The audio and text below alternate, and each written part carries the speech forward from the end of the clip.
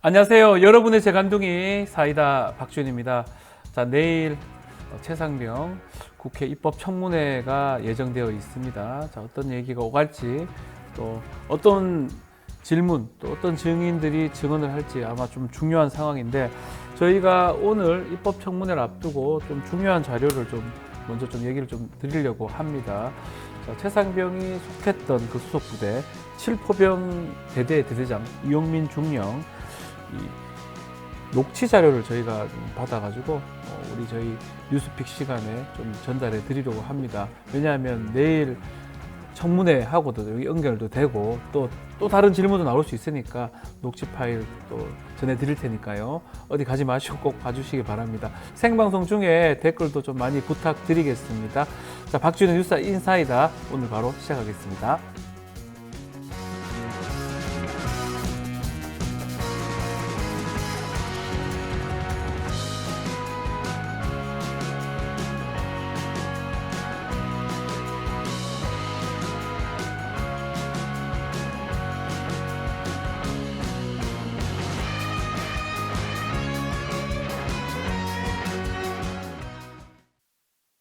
매일 10시 1시간만 투자하면 내 계좌도 10배거. 개장하자마자 급등? 따라잡아도 되나? 1분 대기조 점상이 답변해줍니다. 바쁜데 특징 중? 언제 공부해? 1시간만 투자하세요. 점상이 정리해줍니다. 단기로 치고 빠질 종목 없나? 매일 오전 10시 점상이 골라줍니다. 매일 오전 10시엔 점상을 잡아라. 유튜브에서 점상 시크릿을 검색하세요. 바쁜 아침, 오늘 꼭 알아야 할 뉴스들만 엄선해서 정리해서 전해드리겠습니다. 듣기만 해도 이해가 쏙쏙 뉴스픽. 오늘은 조성은 뉴스토마토 기자와 함께 하겠습니다. 안녕하십니까? 안녕하세요. 자, 오프닝에서 좀 전해드렸는데 내일이 특검법 입법청문회입니다. 최상병. 자, 청문회 앞두고 최상병의 직속 상관이자 그 7포병 대대의 대대장이죠. 이용민 중령 측에서 이 최상병 순직 전날에 그 수해 피해 복구 현장 지휘를 하면서 대대장들의 그 오간 그 녹음 파일, 이것을 저희 뉴스토마토에 제보를 좀 해주셨습니다. 그래서 좀 애청자 여러분들하고 바로 좀 공유를 좀 해보자 하는데, 어떤 파일이죠? 어떤 내용입니까? 네, 최상병 순직 하루 전날에 임성근 당시 해병대 1사단장이 이용민 중령의 수색 중단 요청에도 네. 이를 무시하고 수색을 강행하라고 명령한 정황이 담긴 통화 녹음입니다. 자신은 수색을 지시한 적이 없고 의견을 낸 것일 뿐이라는 임 전 사단장의 주장과 배치되는 증거인데요. 녹음 파일 먼저 들어볼까요? 들어보죠. 용민아 고생 많다. 예, 아닙니다. 어제 사단장님이 포삼지대 지역 가갖고 엄청 화를 많이 냈대. 예, 예. 우선 1번은 응. 작업을 하는데 아까 그 너가 얘기한 것처럼 스토리텔링이나 뭐 우리가 뭔가 좀 이렇게 발견 가능성을 염두해서 이렇게 부대가 운영돼야 되는데 응. 그런 부분들이 이제 설명을 못 듣고 전체적으로 포병부대의 그런 배치라든지 운용을 실화단장도 설명을 안 해준 거야. 응. 그러다 보니까 이제 야, 포병 여단장이 없어서 그러냐? 그리고 뭐, 야, 너가 지금 대대장들이 네 말 안 듣냐? 막 이런 식으로도 칠레단한테 얘기를 막 했었대. 예. 그래서 그 전체적으로 너가 만약에 사단장님 좋아하면 3대대, 7대대, 11대대가 뭐 이러한 실종자 2명의 그 발견 때문에 이렇게 부대를 운영하고 있다는 걸 간단하게 좀 보고 드리면서 세부적인 그 3대대 어제 발견한 걸 이렇게 보고해서 이쪽에 집중해서 3대대하고 7대대가 간방교 인근의 병력을 집중 투입해서 지금 수변 일대를 확인하고 있다. 이렇게 좀 보고되는 모습이 될 수 있도록 좀 해주라고. 예. 알겠습니다. 자, 이 녹음을 좀 들어보면 어제 임성근 사단장이 다른 포 3대대라고 합니다. 방문해서 좀 여단장은 대대장보다 더 높은 사람이죠. 화를 냈다. 이런 내용이 담겨져 있어요. 여기서 어제가 최상병이 순직한 그 전날을 말하는 거죠. 네, 이 녹음 파일은 당시 집주고 피해자 수색 현장의 현장 지휘관들인 포 7대대장과 그리고 포 11대대장이 최상병이 순직한 작년 7월 19일 오전에 나눈 통화 녹취고요. 포 7대 대장이 이용민 중령이고 또 포 11대장은 이중령의 선임인 최모 중령입니다. 그렇죠. 최중령은 이제 녹취록에서 이런 말도 합니다. 만약 사단장을 조우하면, 그러니까 만나면 포병 대대들이 이제 실종자 2명을 발견하기 위해서 이렇게 부대를 운영하고 있다라는 걸 보고하면서 3대대와 7대대가 병력을 집중 투입해서 수변 일대를 확인하고 있다고 보고될 수 있도록 해달라. 여기에 이제 이용명 중령은 알겠습니다 이렇게 답변했고요. 네. 이게 사실 뭘 의미하겠습니까? 카카오톡 임성근 사단장이 수색 현장에 방문했는데 현장을 보고서 여단장에게 대대장들이 네 말을 안 듣느냐라고까지 하면서 엄청 화를 냈다라는 그렇죠. 거잖아요. 네. 그러니까 현장 상황이 마음에 들지 않으니까 엄청 화를 내셨겠죠. 네, 현장을 방문한 임성근 사단장이 수색 현장이 어수선하다면서 못마땅했고 바둑판 신고로 들어가서 찔러보면서 정찰하라고 지시했다는 내용의 관련자 진술과 카카오톡 등은 이미 언론에 공개된 상황인데 이걸 다 조합해서 보면 저는 사실 어떤 상황인지 대충 파악이 되는데요. 네. 이 녹음 파일에 대화가 있은 지 1시간 뒤에 이제 최상병은 거센 물살에 휩쓸려 갔고요. 그렇죠. 결국 숨지게 됐습니다. 자, 사단장, 여단장, 대대장, 현장 지휘관은 대대장입니다. 그런 어떤 대화들, 여단장이 바로 위에 있는데 뭐 사단장한테 혼났다, 뭐 이런 얘기가 지금 오갔던 것 같은데 이용민 중령 측이 제시했던 이 녹음 파일인데 이 변호인이 이거 제보하면서 이 파일의 의미를 어떻게 설명했습니까? 네, 사실 이 녹음 파일은 이미 알려진 내용들이지만 네. 이중령 측에서 청문회 전날 이걸 굳이 언론에 재차 공개한 이유는 최대한 많은 분들이 이 녹음을 듣고서 사건의 진상을 좀 아셨으면 하는 마음에서였을 것 같아요. 네. 이 순직한 최상병의 억울함을 알아달라는 마음 아니겠나 싶다고 저는 생각하는데 이용민 중령의 변호인 김경호 변호사가 어제 이 녹음 파일, 그러니까 통화 녹취를 저한테 공유해 주시면서 통화의 의미를 설명해 주셨는데요. 네.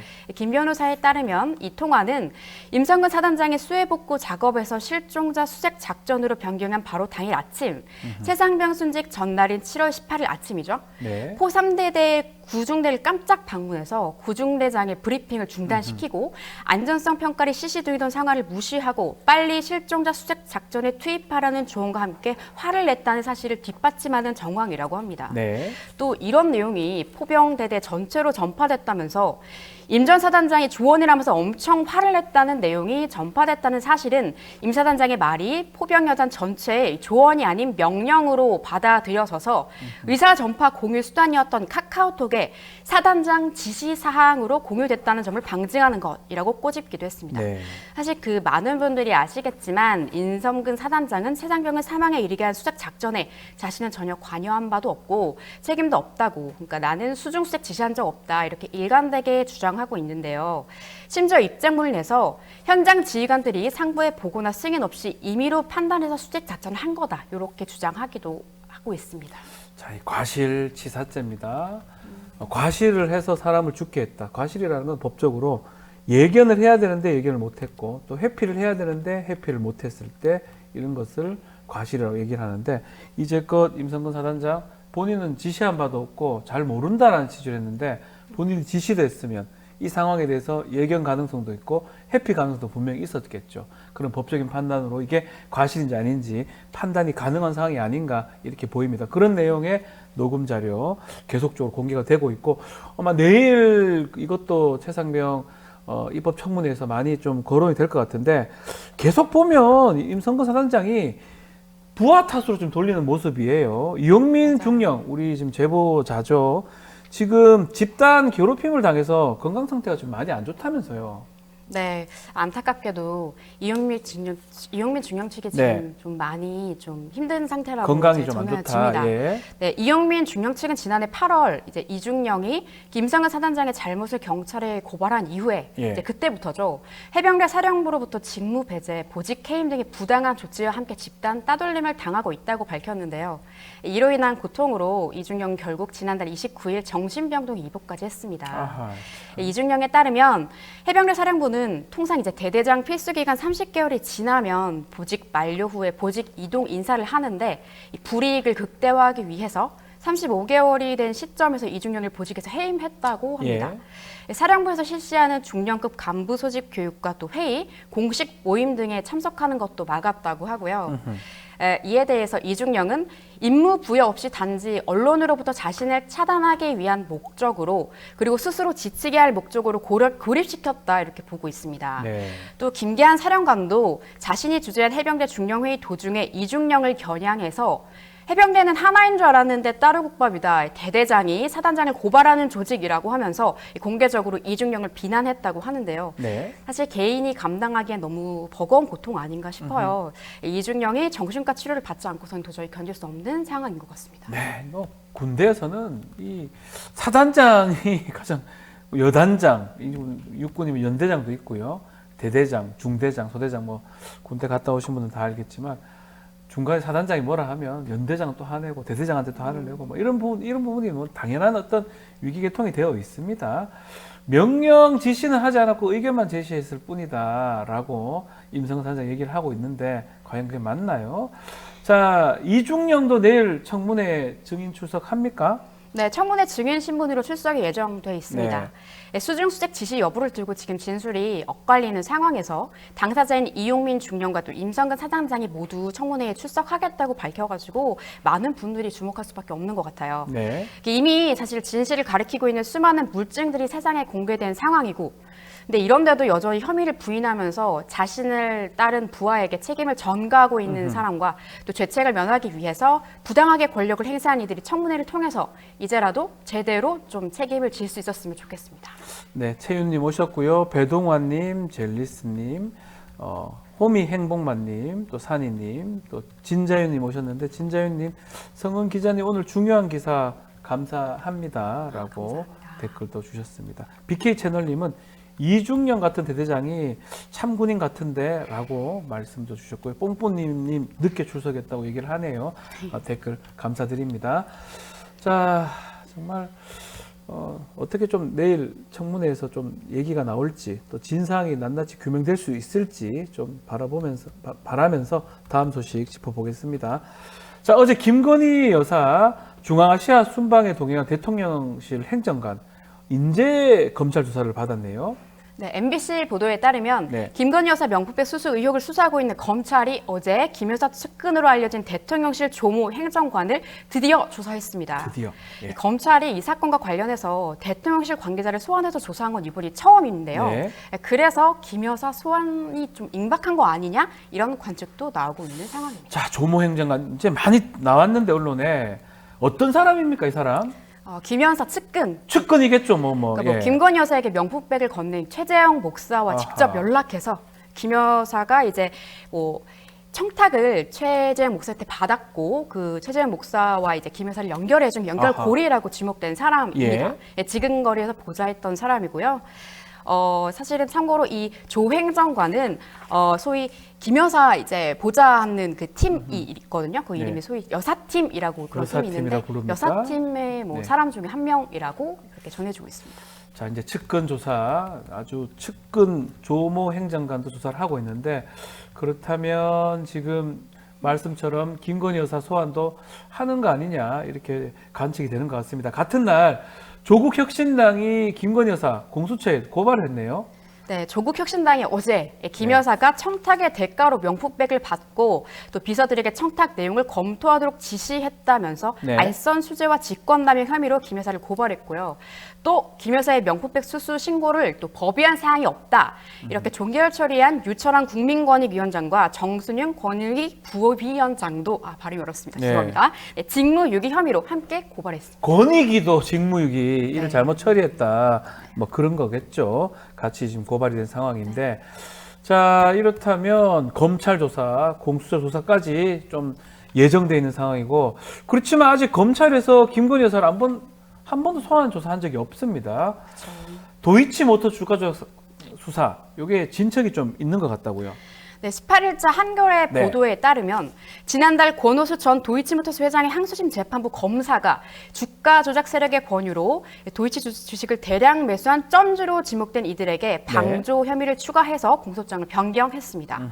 공소장에는 주식을 사들여 주가를 띄우기 쉽게 하고 주가가 떨어질 때 팔지 말아달라는 요청을 들어줬다. 시세 조정을 할 수 있게 방조했다고 적혀 있다고 하는데요. 네. 이 공소장 변경으로 점주로 의심받아온 김건희 여사의 수사 문턱도 함께 낮아졌다는 분석도 나오고 있습니다. 대통령실은 그간 꾸준하게 김 여사가 주가 조작에 가담하지 않았다는 입장을 밝혀왔는데 수사가 시작된 지 4년이 지났지만 아직도 아무런 처분을 내리지 않고 있는 검찰과 또 올 8월쯤 나올 것으로 예상되는 항소심 선고 결과에 우리 국민들의 관심이 집중될 수밖에 없을 것 같습니다. 자, 이종영님, 또 박경직님 오셨습니다. 예, 댓글 감사하고요. 조성은 기자, 보조개가 예쁘답니다. 감사합니다. 네, 댓글에서 나온 얘기입니다. 알겠습니다.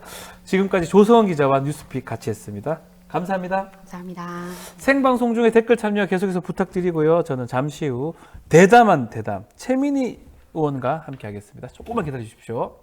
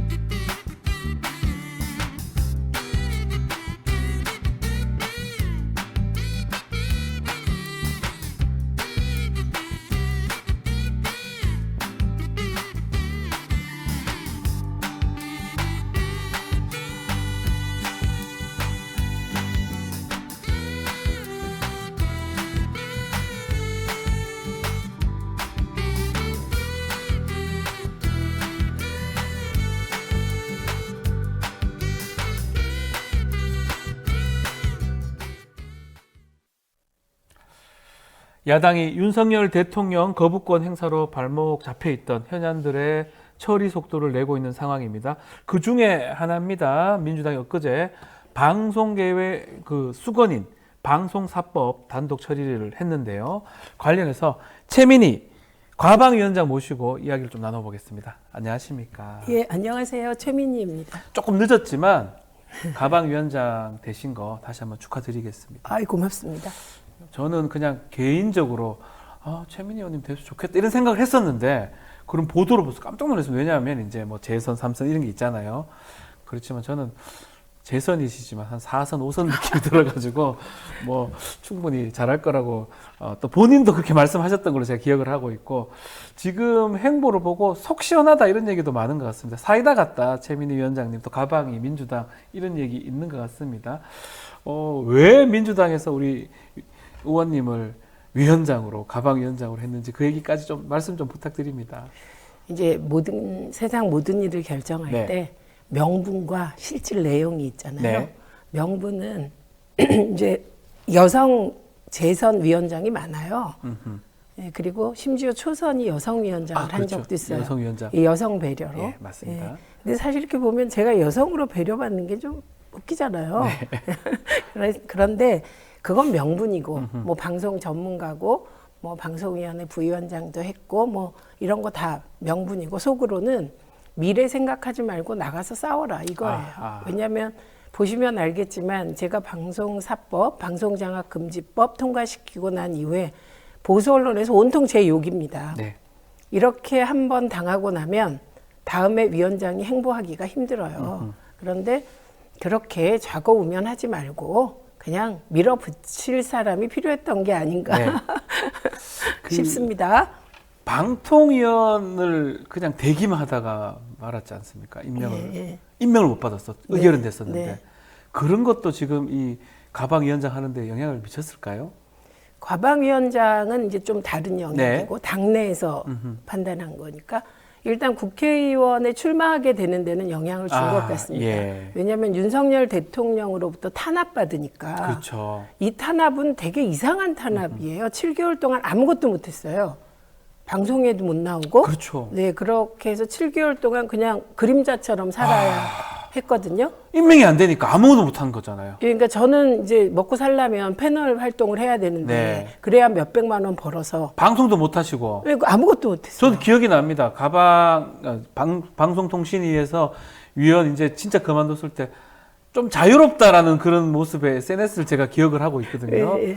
그게 그 말씀이시군요. 네, 그래서 뭐 그런 상황이 7개월 계속되면서 아하. 그러느니 차라리 국회에 들어와라. 그래서 제가 최근에는 저희 남양주 갑 지역구에 네. 아주 독실한 천주교 신자께서 자기가 매일 기도한 거 아세요? 그래서 저는 임명받으라고 기도한 줄 알았더니 그게 아니라 제발 윤석열 대통령이 최민희를 임명하지 말아라. 오, 그래서 남양주 시작 아닌가요? 남양주 갑에 국회의원 후보로 출마하게 하느님 도와주세요. 기도했다는 거예요. 근데 이런 분들이 의외로 아주 많았습니다. 생각 이상으로. 어쩌면 그래서 지금 22대 국회에 오셨고 또 가방위원장, 전반기 가방위원장까지 맡는 그런 상황이 된 거네요. 그러니까 한마디로 윤석열 대통령께서 저를 민주당 남양주 갑에 공천해주는 길을 터주셨다.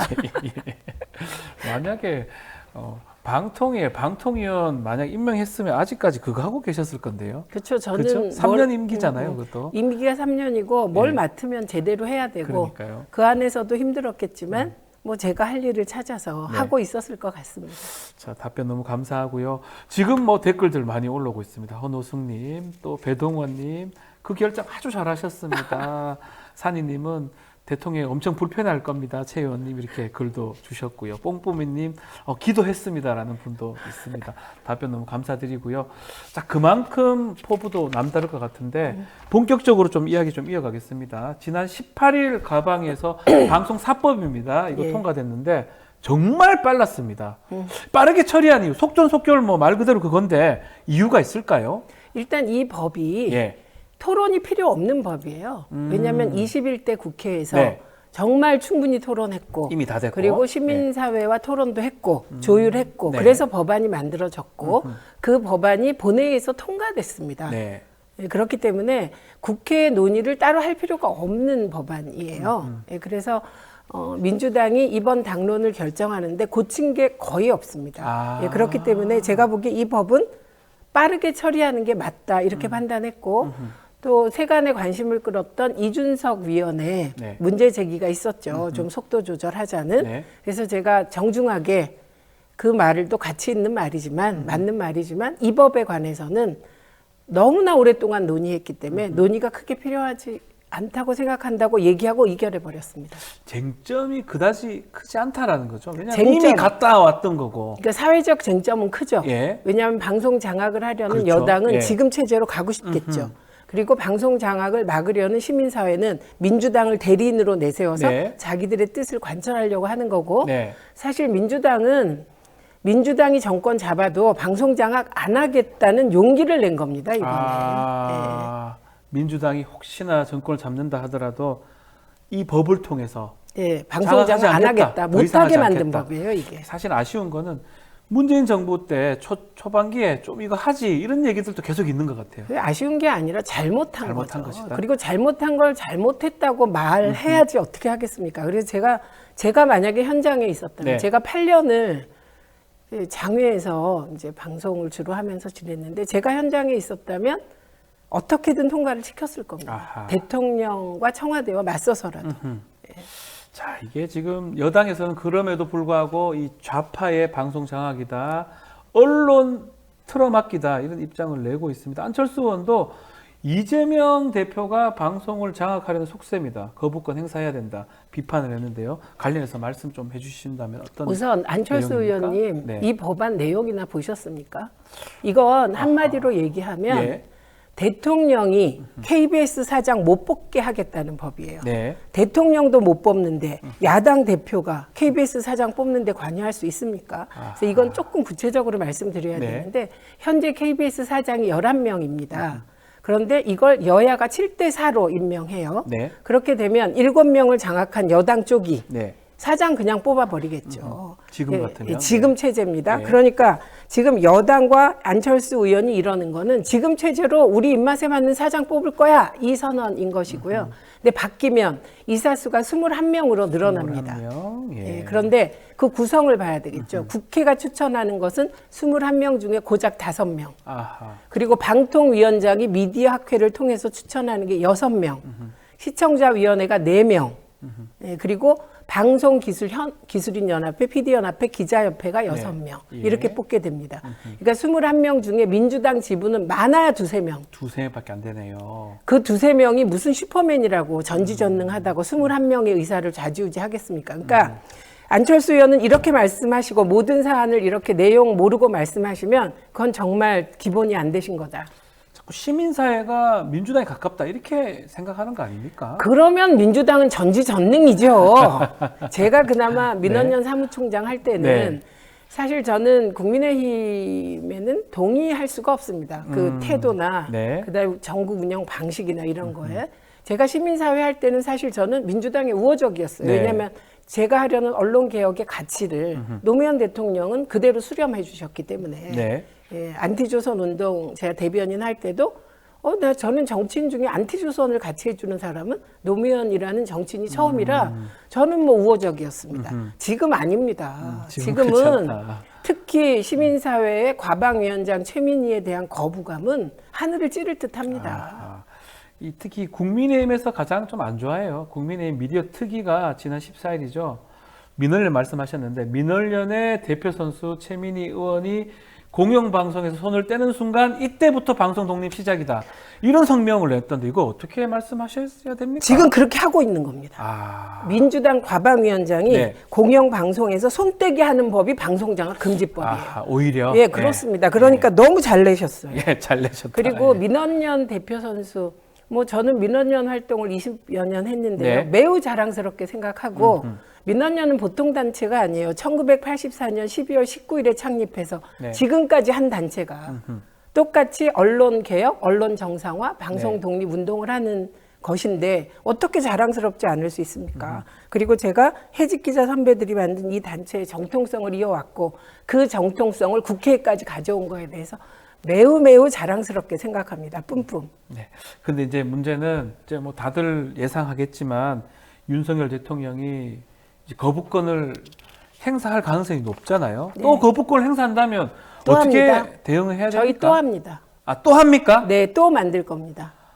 아, 사실 이 법안이 예. 이번에 당론이 만들어지는 과정이 21대 국회 논의를 그대로 받았어요. 네. 그리고 저는 따로 법안을 냈습니다. 그러니까 저는 이 분야는 고민을 거의 30년 해온 이 위원수가 조금 다른 걸로 제가 알고 있어요. 숫자가 다르고 몇 개 네, 다른 거 알고 저는 있습니다. 예. 지금 이 과정에서 오히려 국민의힘이 이런 문제 제기를 한다면 좀 대화할 수 있겠구나 생각했을 거예요.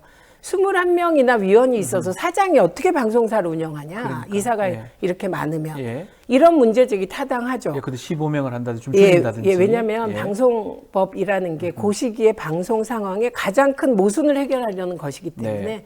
지금은 대통령의 KBS 장악, 박민 사장 행태를 보십시오. 말이 됩니까? 네. 그래서 이런 일을 막는 게 지금 최고 가치겠죠. 그래서 거기에 초점을 맞추다 보면 고려해야 될 다른 가치들이 좀 소홀하게 됩니다. 예. 왜냐하면 방송사 경영을 해야 되잖아요. 그런데 21명의 이사를 어떻게 사장과 경영진이 그러니까 잘 대화하면서 할 수 있을까. 그래서 저는 15명으로 하자 이런 법안을 따로 냈고요. 그리고 방통위가 미디어 학회를 선정하게 돼 있는데 네. 그 미디어 학회도 예를 들면 정부 여당이 관제 미디어 학회 만들어서 추천해버리면 손댈 수가 없는 그렇죠. 거예요. 한다면, 그래서 이런 네. 부분도 저는 미디어 학회의 역사를 봐야 된다. 예, 그래서 그런 몇 가지 제가 보기에는 현장에서 일한 사람이 보기에 저거는 사실 언론노조에 밀렸다고 생각하는 부분도 있어요. 예를 들면 방송기술인연합회, PD연합회, 기자연합회 네. 이쪽에서 뭐 추천하는 게 6명이잖아요. 네. 그러면 다른 곳은 불만이 있을 수 있고 그리고 국힘이 자꾸 시민단체 얘기인데 시민단체 빠졌습니다. 시민단체 안 들어가 있어요. 네. 예, 그래서 이 부분도 제가 3명으로 줄였죠. 그래서 대통령이 거부권을 행사하면 저는 제 법안으로 다시 당론화를 추진해서 15인 해서 그 네, 법안으로 의원들을 최민희 설득해 안으로. 다시 갈 네. 겁니다. 그러니까 다시 갈 거부권 거고. 행사하시면 예. 우리는 다시 한다. 이번에는 못 막을 것이다. 아하, 계속 할 것이다. 네, 거부권은 대통령 비즈니스니까 하시고 예. 우리가 국회에서 국회 일을 하는 건 또 우리가 해야 될 국민의 여망에 따른 의무고 네. 예, 그래서 계속 할 겁니다. 계속 할 것이다. 예. 자, 그리고 오는 21일 아마 내일이죠. 방통위 설치법 입법 청문회. 법사위에서는 이제 최상병 입법 네, 청문회를 네. 한다면 이것도 중요합니다. 방통위 설치법 입법 청문회를 과방위에서 지금 하는 것 같은데 이 청문회 주요 안건하고 쟁점도 좀 말씀 좀 주십시오. 방통위 설치법이잖아요. 네, 방통위 설치법. 예, 이건 이제 방통위원회에 대한 네. 중요한 몇 가지를 이제 결정하겠다는 겁니다. 네. 이미 우리가 방송 4+1법이라고 할 때 1에 방통위 설치법 설치법. 개정안이 들어있어요. 이건 의결 정족수. 지금 현재 2명이서 합의제 정신을 무시하고 독임제로 운영하고 있잖아요. 네. 그걸 막기 위해서 최소한 4명의 위원이 참석해야 회의가 시작되도록 하는 게 이번에 통과된 거예요. 네. 예, 그리고 그 외에 이제 이상인 체제에서 그러니까 방통위원장이 없어지면 탄핵되고 위원장이죠. 이동관 예. 위원장이 탄핵되고 예. 부위원장이 대행을 했습니다. 이상희 씨, 예. 예, 근데 이상임 위원장 체제에서도 독임제로 운영이 됐잖아요. 아하. 그래서 부위원장이 직무 대행을 하더라도 혹은 권한 대행을 하더라도 네. 이 사람도 탄핵할 수 있는 근거 등 이제 방통위가 방송 장악을 직접적으로 하지 못하게 하는 네. 내용들이 들어 있고요. 그리고 방통위원 야당 추천 몫은 국회가 예를 들면 여러 가지 그 검증을 하게 하고 대통령은 의무적으로 임명하게 하는. 네. 그래서 그런 법안이 신장식 의원은 방통위원이 국회 본회의에서 의결되면 30일 이내에 임명해야 한다. 아하. 이런 조항. 의무정에 이름 최민희법이겠다. 최민희 방지법. 방지법이 되겠네요. 아, 최민희 무임명 방지법. 뭐 그런 거. 그런 법이 되겠네요. 예, 이른바. 그리고 저는 예. 즉시 임명하도록 예, 예, 무조건 그렇게 임명하도록 법안을 바로. 발의해 놨기 예. 때문에 그런 신장식 의원 법안 등 지금 6개의 법안이 올라가는 입법 걸로 알고 청문회에서. 있습니다. 예. 예. 자, 김홍일 방통위원장하고 이현이죠. 예. 방송정책국장입니다. 또 조성은 방통위 사무처장 등 이 증인 채택이 돼 있는데 소환합니까? 이 사람 다 나옵니까? 일단 저희가 방통위 내부에 알아본 바에 따르면 일단 출석 준비는 하고 있다. 출석 준비는 하고 여기까지입니다. 있다. 근데 네. 나올지는 모르겠고 네. 뭐 김홍일 방통위원장은 정무직 공무원이잖아요. 그러니까 이분들은 모르겠지만 이현 방통위 방송정책국장 그리고 조성은 사무처장은 안 나오면 저희가 그에 상응하는 책임을 물을 겁니다. 어떤 책임을 물을 수 있습니까? 공무원들한테? 예, 공무원들이고요. 예. 공무원 출석해야 돼요. 아, 출석할 예, 의무도 예. 있을 뿐더러 의무 있고 안 되면 범죄가 될 수도 있다고 저희가 알고 있거든요. 증인으로 채택하면 되죠. 채택하면 되고 증인으로 채택한 것으로 기억을 하는데 이 안 나오면 뭐 증감법에 따라서 국회 감정 증언에 관한 법률이죠. 네. 국회 출석 거부죄라는 게 있어요. 제가 알기로는 네, 네. 국회 감정 증언법 11조인가 12조가 예, 그게 있습니다. 징역형. 예, 징역형 가능합니다. 입니다. 그래서 합니다. 네. 예, 그리고 이 모든 건 대통령이 거부권 행사하는 것도 정치적인 행위. 네. 그리고 과방위원장이 이들을 증감법에 따라 네. 그런 상황이 안 왔으면 좋겠습니다. 고발하는 것도 이것도 정치적인 행위. 이 책임은 제가 집니다. 그래서 저 시킨 게 아닐까 합니다. 근데 그런 얘기도 합니다. 현안마다 이거 다 증언 부를 거냐, 증인 부를 거냐, 청문회 할 거냐, 이런 또 비판도 있는 것 같습니다. 그분들에게 묻고 싶은 건 주객이 전도된 거죠. 국회가 열리면 정부위원과 공무원들이 출석하는 게 당연한데 네. 지금 입법부를 무시하고 이거 그 소문에 따르면 이거는 직접 뭐 여당에서 못 나가게 한다는 거 아닙니까? 예. 그걸 비난하셔야지. 그러면 국힘이 놀면 민주당도 놀아야 되냐? 이렇게 여쭙고 싶습니다. 자, 그리고 이제 방통위가 이제 4개월째 시청자 미디어 재단 이사장 임명을 하고 있지 않는데 이거는 좀 어떻게 봐야 됩니까? 이것도 김홍일 위원장 출석하십시오. 제가 네. 공개적으로 묻겠습니다. 네. 그리고 지금 임명하고 있지 않은 게 이것뿐이 아닙니다. 아, 많습니까?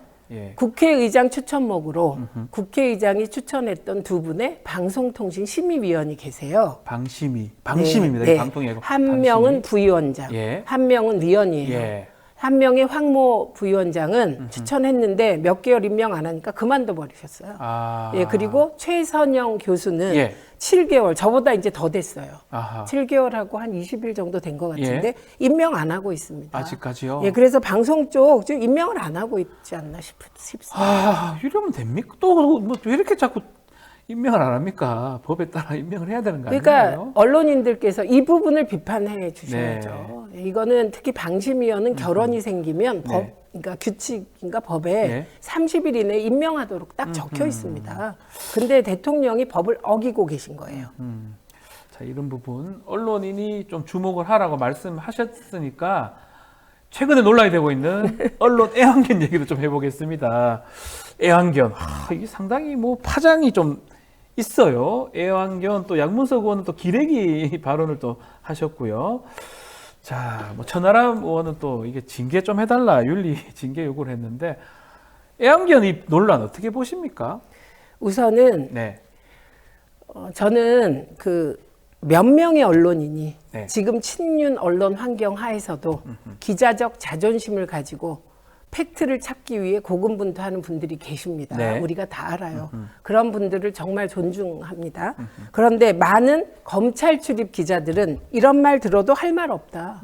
저는 그렇게 봅니다. 네. 왜냐하면 사실 저는 언론을 꼼꼼하게 보는데 검찰에서 나온 정보는 정말 비판적 걸러내기 없이 받아쓰기 하는 기사가 한두 개가 아니잖아요. 저는 그래서 이재명 대표가 모든 언론을 그렇게 얘기한 것이 아니고 네.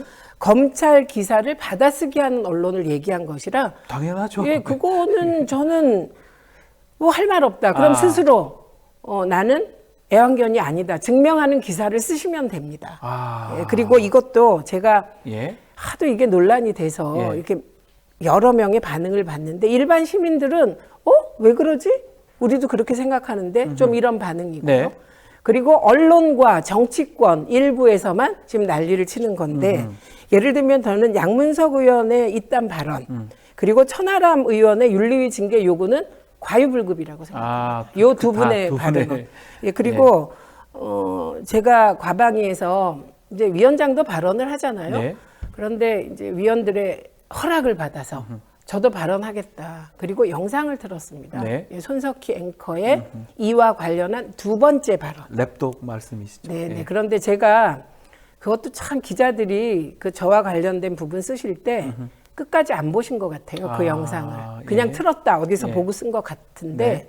그 영상을 제가 튼 이유 그리고 손석희 앵커가 그날 다시 앵커 브리핑을 한 이유는 랩독을 다시 설명하자는 이유가 아니었습니다. 지금 현장에서 암투병을 했던 이용마 기자를 얘기하고 싶었던 거예요. 그러다 지금 그렇죠. 돌아가셨는데 네. 그렇게 언론 자유를 지키는 것이 목숨을 건 엄숙한 일이다를 손석희 앵커가 얘기하려고 했던 두 번째 앵커 브리핑이었어요. 그게. 네. 그리고 장면이 하나 나옵니다. 현장에서 언론 자유를 지키다가 현장에서 쫓겨난 기자가 외치는 게 나와요. 네. PD인가 기자가. 이거냐, 내가 기사 좀 잘 써보겠다고 그렇게 노력한 게 이거냐, 내 젊음을 바쳤다 네. 이 회사에. 그거를 여러분들이 보시고 언론 자유는 언론인이 지키는 것이고 그리고 언론 자유를 지키는 것이 어떤 사람은 목숨을 걸고 어떤 사람은 인생을 걸 만큼 엄숙한 것이라는 걸 말씀드리고 싶었습니다. 근데 그거를 제가 말하면 잔소리잖아요. 네. 제가 진짜 간사하고 싶었어요. 위원장 안 하고. 간사요. 간사되면 이 얘기를 입으로 할 텐데 네. 위원장이 되니까 이런 걸 구차하게 얘기하면 잔소리 같아서 그냥 영상을 튼 건데 엉뚱하게 비판을 좀 이해하라고 영상을 틀어줬는데. 제가 그러면 랩독 이제 애완견 예, 그거. 그 예. 영상 탁 틀어놓고 제가 그래서 못 알아듣는 것 같아서 사실 목이 좀 메이더라고요. 그분의 처절한 외침이 네. 이 회사에 내가 젊음을 바쳤다. 네. 사실 저는 언론 자유와 방송 독립에 제 인생 다를 바쳤어요. 알고 있습니다. 다 예. 걸고 싸웠거든요. 예. 그래서 너무 그래서 목이 좀 메였다라고 말했더니 그것까지 비판을 하시던데 네. 뭐 그 비판은 자유니까요. 알겠습니다.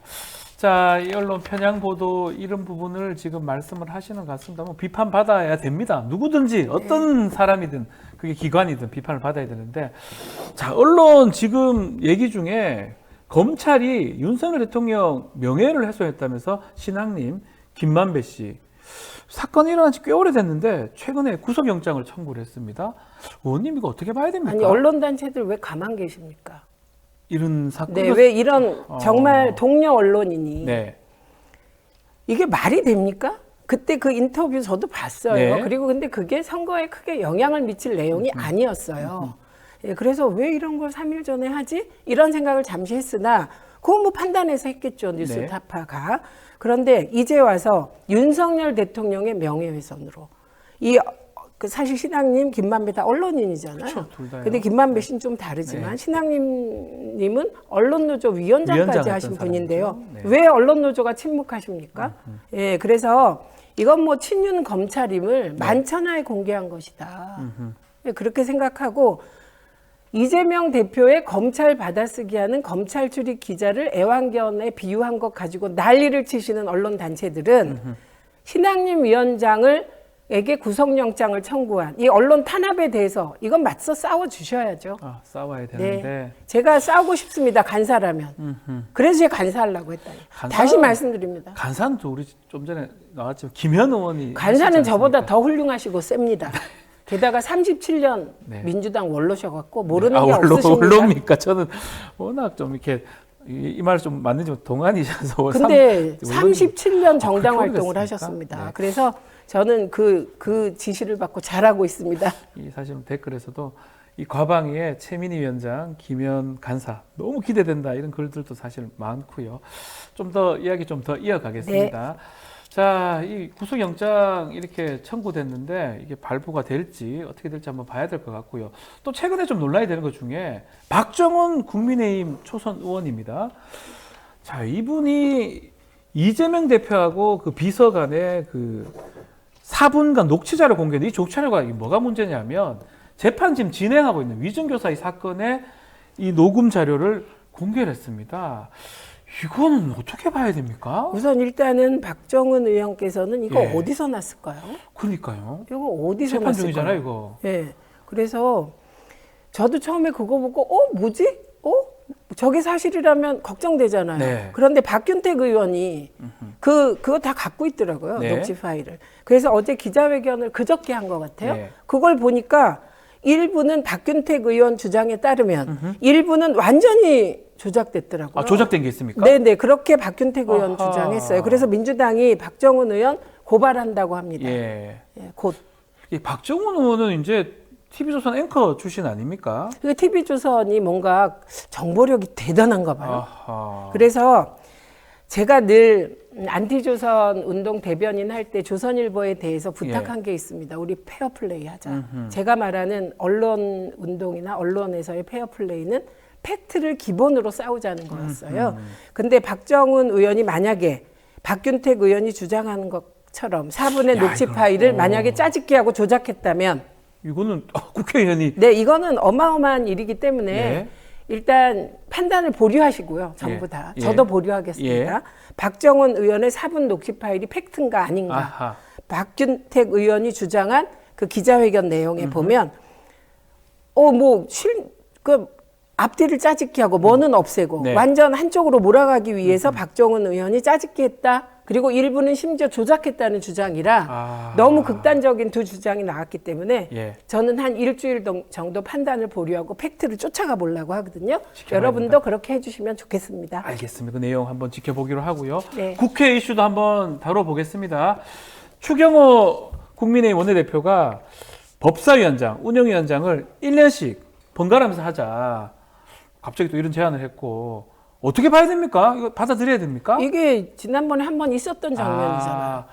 후반기죠. 21대 21대 또 후반기. 이랬어요. 그래가지고 행완이하고 가방이었나요? 네, 그랬잖아요. 그래가지고 이게 엄청 문제됐잖아요. 아하. 과방위가 사고 상임이 거의 됐잖아요. 네. 일단 거의 많이 안 열렸어요. 네. 네, 근데 국회가 일을 해야 되니까 정말 잘못된 거고요. 네. 그런데 그 민주당 원내대표가 박찬대 원내대표가 원내대표. 센스 있게 이렇게 얘기했어요. 예. 거부권 행사 안 하면 그렇게 해주겠다. 아. 근데 그럴 일이 있나요? 거부권 행사는 그냥 윤석열 대통령의 필수 항목 같습니다. 네. 예, 그래서 이건 안 받겠다는 뜻이죠. 예, 그래서 저는 이미 의결한 법사위원장과 운영위원장을 국회가 또 뭐 사퇴하고 의결시킬 겁니까? 그러니까 그냥 나머지 7개 국힘이 가져가십시오. 가져가시라. 예. 알겠습니다. 얘기 들으니까 점점점 빠져드는데 우리 댓글도 많이 올라오고 있는데 자, 이제 시작했습니다. 22대 네. 국회의원 시작을 했고 하고 싶은 말씀 또 과제라든지 소명이라든지 이런 거 말씀 좀 부탁드리겠습니다. 일단 저는 8년 동안 장외에서 국회를 바라보면서 제가 답답해서 정말 힘든 지점이 2지점이었습니다. 네. 하나는 언론개혁을 누구도 앞장서서 하고 있지 않다. 그리고 두 번째는 정치개혁이 진행되지 않고 정당개혁이 멎었다. 네. 제가 2015년 11월에 온라인 입당법을 통과시켰습니다. 맞습니다. 예. 그래서 그게 지금 민주당 250만 권당시대를 연 거예요. 그런데 그 이후에 하고 싶은 게 이번에 통과시키는 안들입니다. 민주당의 주요 의사결정 과정에 네. 국힘은 모르겠고 과정에 권리당원의 지분을 주고 싶었어요. 그리고 그 얘기를 의원들한테 했어요. 아무도 하지 않았어요. 근데 그걸 이재명 대표 체제에서 정청래 의원, 정청래 최고와 함께 하는 네. 걸 보고 제가 그날 그 중앙위원회에서 너무 그 발언하면서 감동했습니다. 노무현 대통령과 함께 꿈꾸었던 정당개혁, 네. 민주주의 최후 보루는 깨어있는 시민의 조직된 힘이다. 그럼 어디서 조직돼야 되지? 예를 들면 뉴스토마토에서 조직돼야 되나? 어딘가 하다가 제가 정당에서 해야 된다. 정당에서? 민주당이다. 그렇게 생각해서 온라인 입당법 발의한 건데 네. 그 이후에 이 진전시킨 거에 대해서 정말 이번 지도부에게 너무 감사하는 마음이어서 이 흐름이 계속 이어져서 직접 민주적 요소가 더 가미됐으면 좋겠다. 네. 이런 말씀 드리고 과방위는 제 위원장이기 때문에 과방위에서 제가 할 수 있는 최대한의 일을 하겠습니다. 네. 그리고 과학 부분 R&D 삭감에 대해서도 할 수 있는 일을 하겠습니다. 국회가 법과 제도로 막을 수 있는 시스템 고민할 테고요. 통신 영역도 김대중, 노무현 두 대통령 시절에 세계 1위였던 ICT 강국 대한민국이 지금 그렇지 않거든요. 그래서 그 위상을 찾을 수 있도록 노력하겠습니다. DJ는요. IMF 시절에도 R&D 예산을 오히려 늘린 분이세요. 네. 예, 그래서 그렇게 하겠습니다. 그리고 방송과 관련해서 통과시킨 모든 법의 절차 그리고 내용 이런 건 제가 책임지겠습니다. 피하지 않겠습니다. 네. 시원하게 과학, 통신, 방송 얘기 다 해주셨습니다. 의원님 말씀 너무 감사드리고요. 지금 우리 뉴스 인사이다 시청자분들 중에 김현 의원님 간사입니다. 가방이 또 우리 의원님 가방위원장이고요. 두 분의 어떤 말씀을 또 기억하고 또 그리워하시는 분들이 많습니다. 워낙 또 시원시원하게 두 분 말씀 잘 하셨으니까 두 분 또 호흡이 너무 좋으셔서 아마 국회 가서도 또 과방에서도 좀 시원하게 해주시기를 기대한다. 이런 글들이 많습니다. 저희 방송에서도 자주 좀 뵀으면 좋겠습니다. 네. 자, 오늘 말씀 여기까지 듣겠습니다. 감사합니다.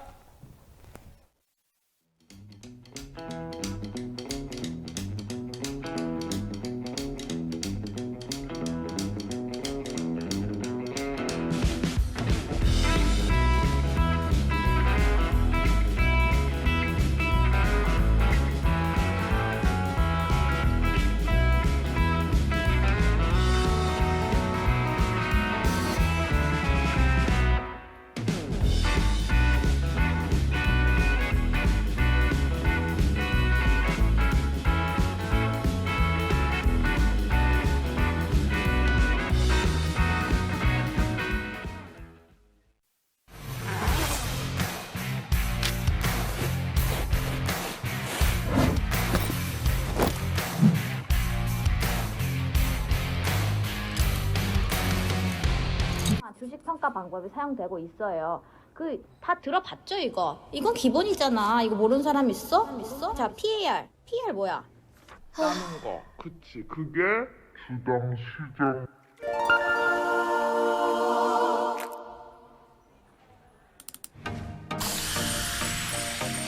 걱정 마세요.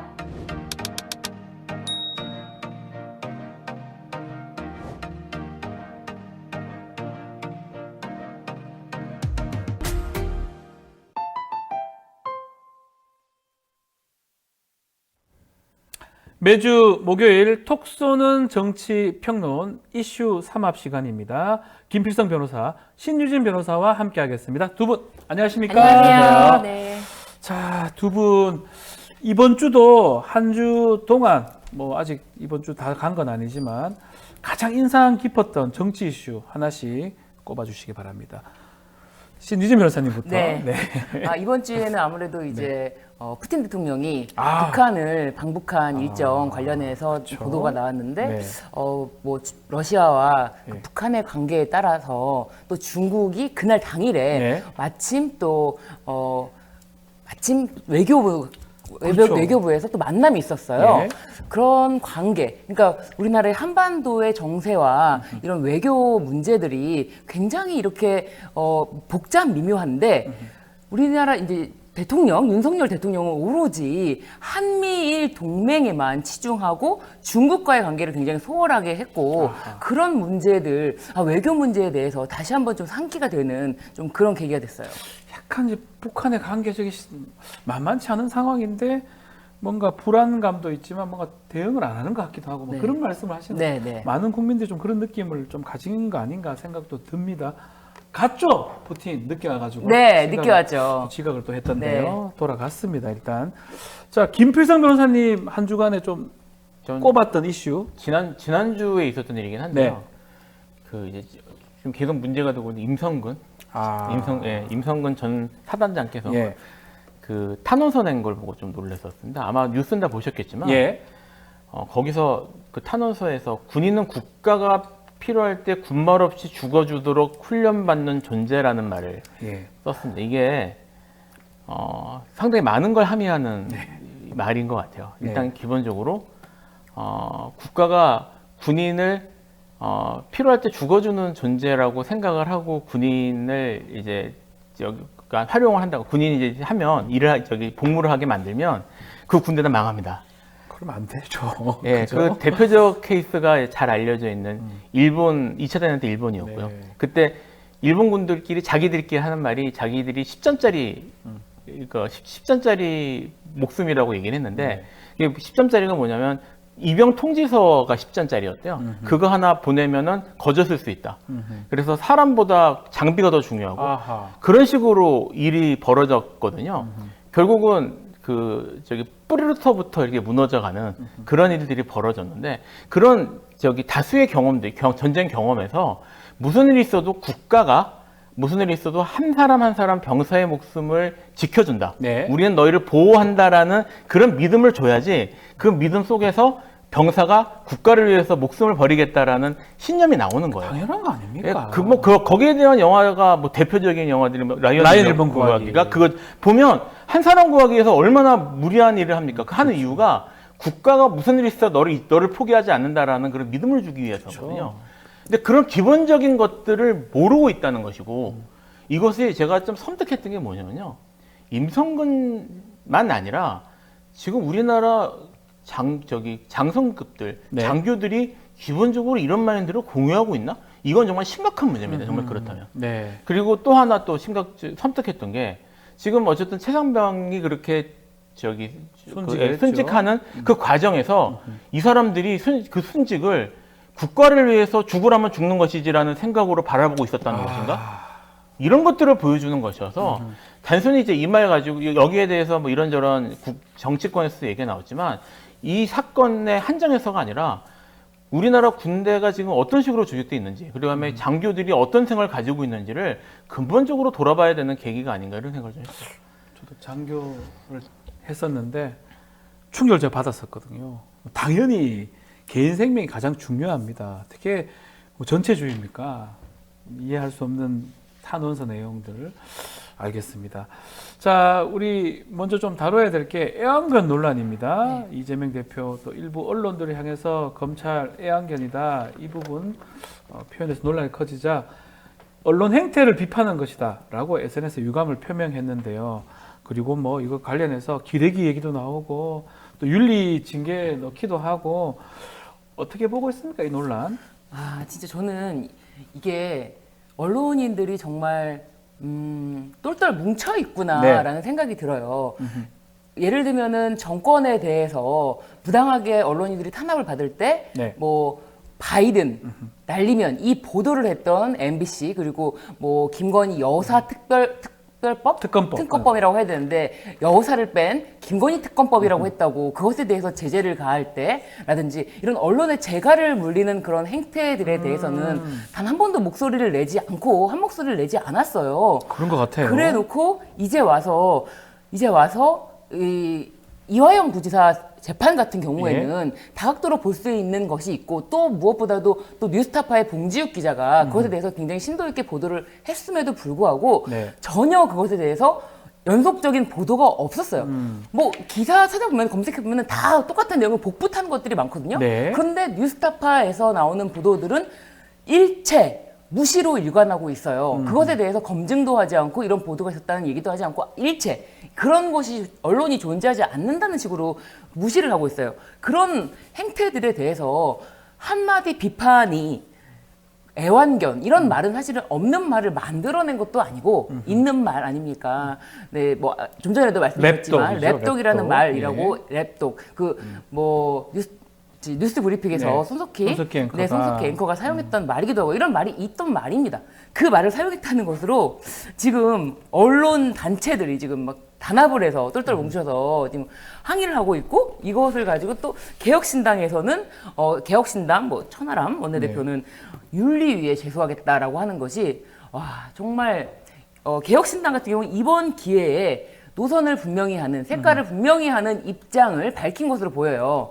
지금 뭐 국민의힘 문제 관련해서도 어수선한 틈을 타서 우리가 국민의힘에 들어갈 나를 기다리고 있는 사람들이다라는 시그널을 보내고 메시지를 보내고 그런 느낌으로 보여서 참 언론은 죽었다라는 생각이 들고요. 그리고 사실은 이런 어떤 언론에 대한 핍박 뭐 딱 마침 오늘이 그 윤석열 대통령이 명예훼손에 대해서 김만배 신앙님 구속영장 심사가 있습니다.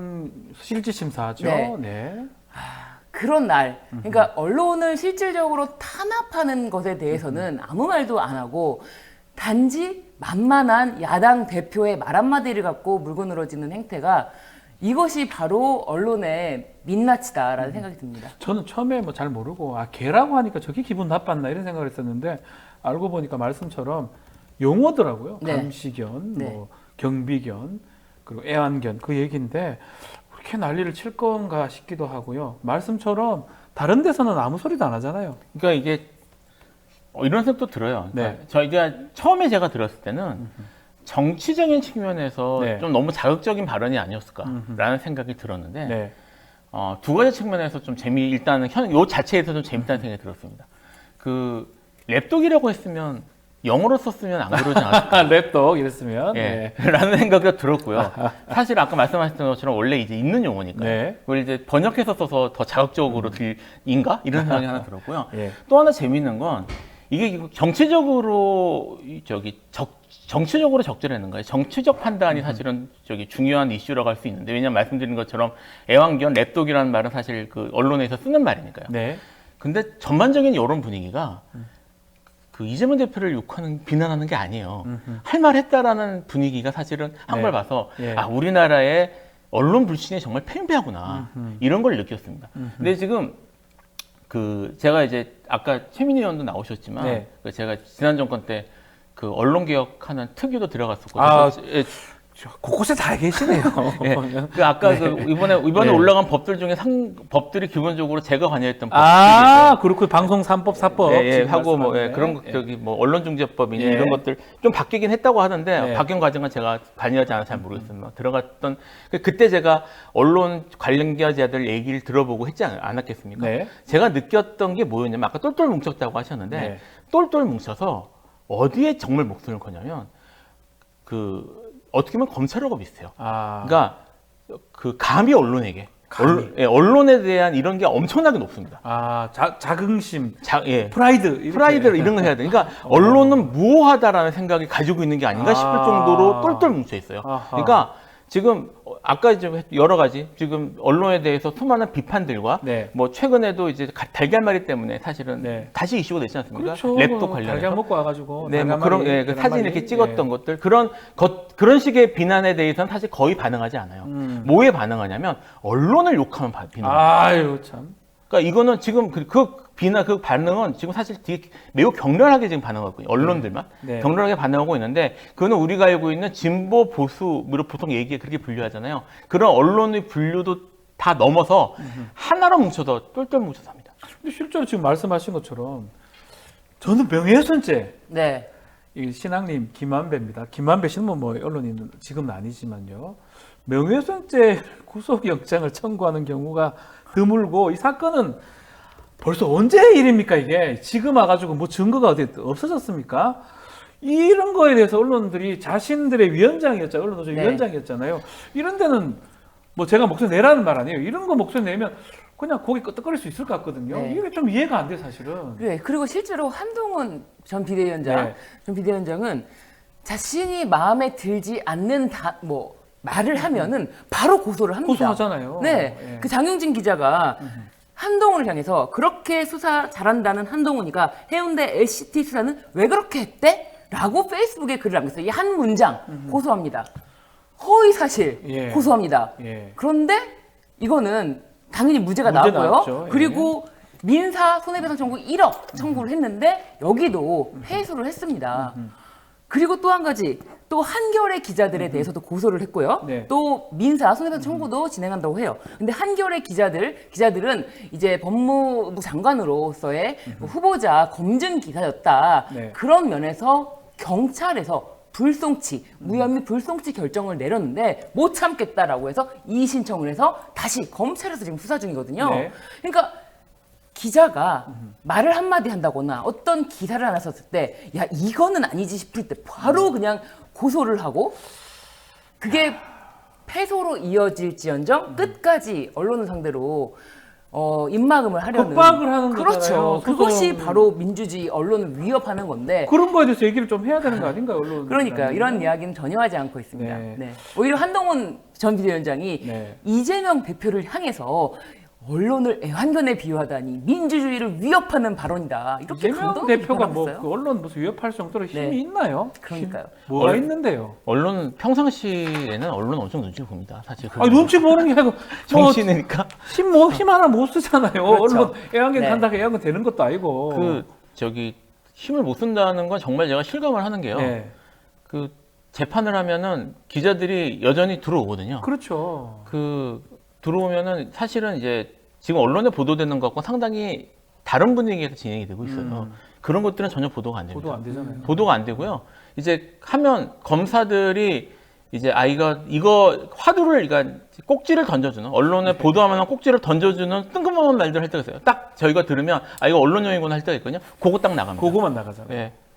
그러니까 언론에 대해서 아무런 힘을 못 쓰는 사람한테 뭘 그렇게 하는지 제 개인적으로 그렇다는 거예요. 그래 제대로 권력의 어떤 비판을 하는 게 언론의 본연 아닌가요? 이재명 대표가 세나요? 윤석열 대통령이 세나요? 한번 생각해 보세요. 머리하고 개인지 아닌지 생각을 좀 해볼 필요가 있다. 이 말씀을 두 분 해주셨습니다. 이 이슈도 좀 짚어보겠습니다. 박정훈 의원입니다. 국민의힘 초선 의원인데요. 이재명 대표의 위증교사 녹취 파일 이걸 공개를 했습니다. 이 공방이 또 계속되고 있는데 또 박균택 민주당 의원인가요? 이거 편집해서 했다, 조작했다 이 얘기도 하면서 고발한다고 하는 거거든요. 어떻게 보십니까? 당사자시 또. 그 녹취록은 제가 봤기 때문에 예. 제가 또 당사자시네요. 네. 그래서 조금 조심스럽긴 합니다만 네, 전 괜찮습니다. 현재 이 사건에 제가 변호인으로 아직은 들어가지 않기 네. 때문에 네. 들어가지 않을지 모르겠습니다. 예. 그런데 이 녹취록이 당연히 그 문제의 영장실질심사에서 나왔을 거 아니에요. 네. 그때 그 준비를 할 땐 제가 들어가서 네. 검토를 했었기 때문에 그 박균택 의원은 그 영장실질 들어가셨어요. 그러면 박정훈 의원 말이 틀렸을 가능성이 높네요. 저도 사실 좀 시간이 됐기 때문에 네. 이 전체 내용이 좀 가물가물하긴 한데요. 네. 어쨌든 저는 이제 전문을 다 봤고요. 네. 그때 저를 포함해서 있었던 분들이 내린 결론은 이게 이제 검찰이 주장할 주요 증거가 될 수는 있을 것 같으나 우리가 보기에는 이게 위증교사로 인정될 만한 증거가 되기는 어렵다. 범죄 증거가 되긴 쉽지 않다. 쉽지 않다. 그러니까 네. 이게 사실 뭐 증언 요청할 때 통화하면서 아, 혹시 뭐 이런 거는 있었는데 혹시 기억하시나요? 뭐 이런 거 사실은 물어보는 그 정도 내용이거든요. 그렇죠. 이거를 이제 아닌데 거짓말을 해주세요 이런 식으로 얘기는 전혀 없고요. 그렇게 해야 위증 교사가 될 수 있겠죠. 예, 위증 교사. 네, 예, 그런 얘기가 예. 있고 뭐 좀 기억 좀 잘 더듬어 보세요. 뭐 이런 식으로 얘기를 한 건데 지금 이제 이분 그 박정원 의원이 저기 공개했다는 건 제가 못 봤습니다만 이게 사실은 문맥에 따라 달라지는 거잖아요. 네. 그러니까 전문을 봐야 되는데 이분이 지금 사본 분량으로 편집해서 냈다는 거예요. 그러면 아시겠지만 편집해서 낸 건 일단 법정에선 증거로도 아예 안 쓰고요. 예. 지금 이걸 갖고 판단하는 건 말이 안 되는 겁니다. 그리고 또 하나 궁금한 게 뭐냐면요. 저희도 지금 재판을 하면서 상당히 곤란한 부분인데 네. 얼마 전에도 저희 재판에서 그런 말이 나왔어요. 네. 검사가 저기 사실 공개 재판에도 불구하고 공개 재판에서 재판정에서 있었던 얘기가 보도가 나가는 경우가 있다. 네. 막아달라는 거예요. 네. 그래서 아니 공개 재판에서 얘기하는 걸 왜 그러냐 했더니 재판에 영향을 끼치려고 하는 거들 또 판사가 아 조심해 주세요 이러더라고요. 그래서 조심해요. 우리는 내보낸 게 없거든요. 네. 내보낸 게 없는데 지금 공개 재판에서 오가는 얘기도 언론에서 다루는 게 뭐 부담스러워서 문제 삼아달라는 검찰이 이게 지금 이 내용이 증거가 그냥 나간 거 편집해서 나갔잖아요. 안 되죠. 제가 지금 검사가 어떻게 나오는지 지켜봐야 됩니다. 이거 지금 검사가 이제까지 이 재판에서 이제까지 관련 재판에서 보였던 태도대로라면 이거 이건을 수사해야 돼요. 스스로. 예. 어떻게 하는지 봐야 될 것 같아요. 지금 박정훈 의원은 추측컨대 이재명 변호인 측에서 쓰세요 이래가지고 줬을 리는 없잖아요. 그렇죠. 그렇다면 뭐 상식적인 결론입니다. 네. 수사기관 다른 쪽에 갖고 있으면 판사가 자 들었으니까 보도하세요가 아니잖아요. 그렇죠. 그러니까 검찰에서 받았을 가능성이 매우 높아 보이는데 네. 또 하나 박정훈 의원이 초선 의원이에요. 송파 김웅 의원 그 자리죠. TV조선 앵커 하던 분 아닌가요? TV조선 앵커 하던 분입니다. 그러니까 이제 어떤 마치 정보력이 있다라는 어떤 네. 그런 뉘앙스가 누굴까라고 해서 박정훈 의원한테 간 게 아닐까 그런 의심이 좀 들어요. 예. 그런데 지금 박근택 의원이 공개한 다시 이제 누락된 부분이 있다 그런 부분에 대해서 얘기한 걸 보면은 이재명 대표가 그냥 있는 그대로 진짜 뭐 세월도 많이 지나버렸고 그냥 있는 그대로 이런 말을 여러 차례 합니다. 네. 그리고 뭐 기억을 좀 되살려서 한번 생각을 되살려 봐주시고 있는 그대로 기억을 되살리라는 말을 합니다. 그리고 또 이렇게 말을 합니다. 우리 김 비서관이 안 본 거 그런 거는 뭐 얘기할 필요 없고 이런 거 다 빼버렸습니까? 뺐습니다. 이게 뺐습니다. 안 본 거 뭐 그런 건 얘기할 필요 없는 거고 딱 이렇게 이야기를 하고 예. 있는 것도 완전히 빼고요. 아니 그리고 제일 중요한 거는 뭐 이제 이 김 모 비서관이라는 분이 제가 더 기억을 하겠습니다라고 한 기억을 부분을 하겠습니다 하니까? 유튜브 자막으로는 더 지켜드리겠습니다. 이렇게 내보낸 거예요. 바꿔서 네. 제가 더 기억을 하겠습니다.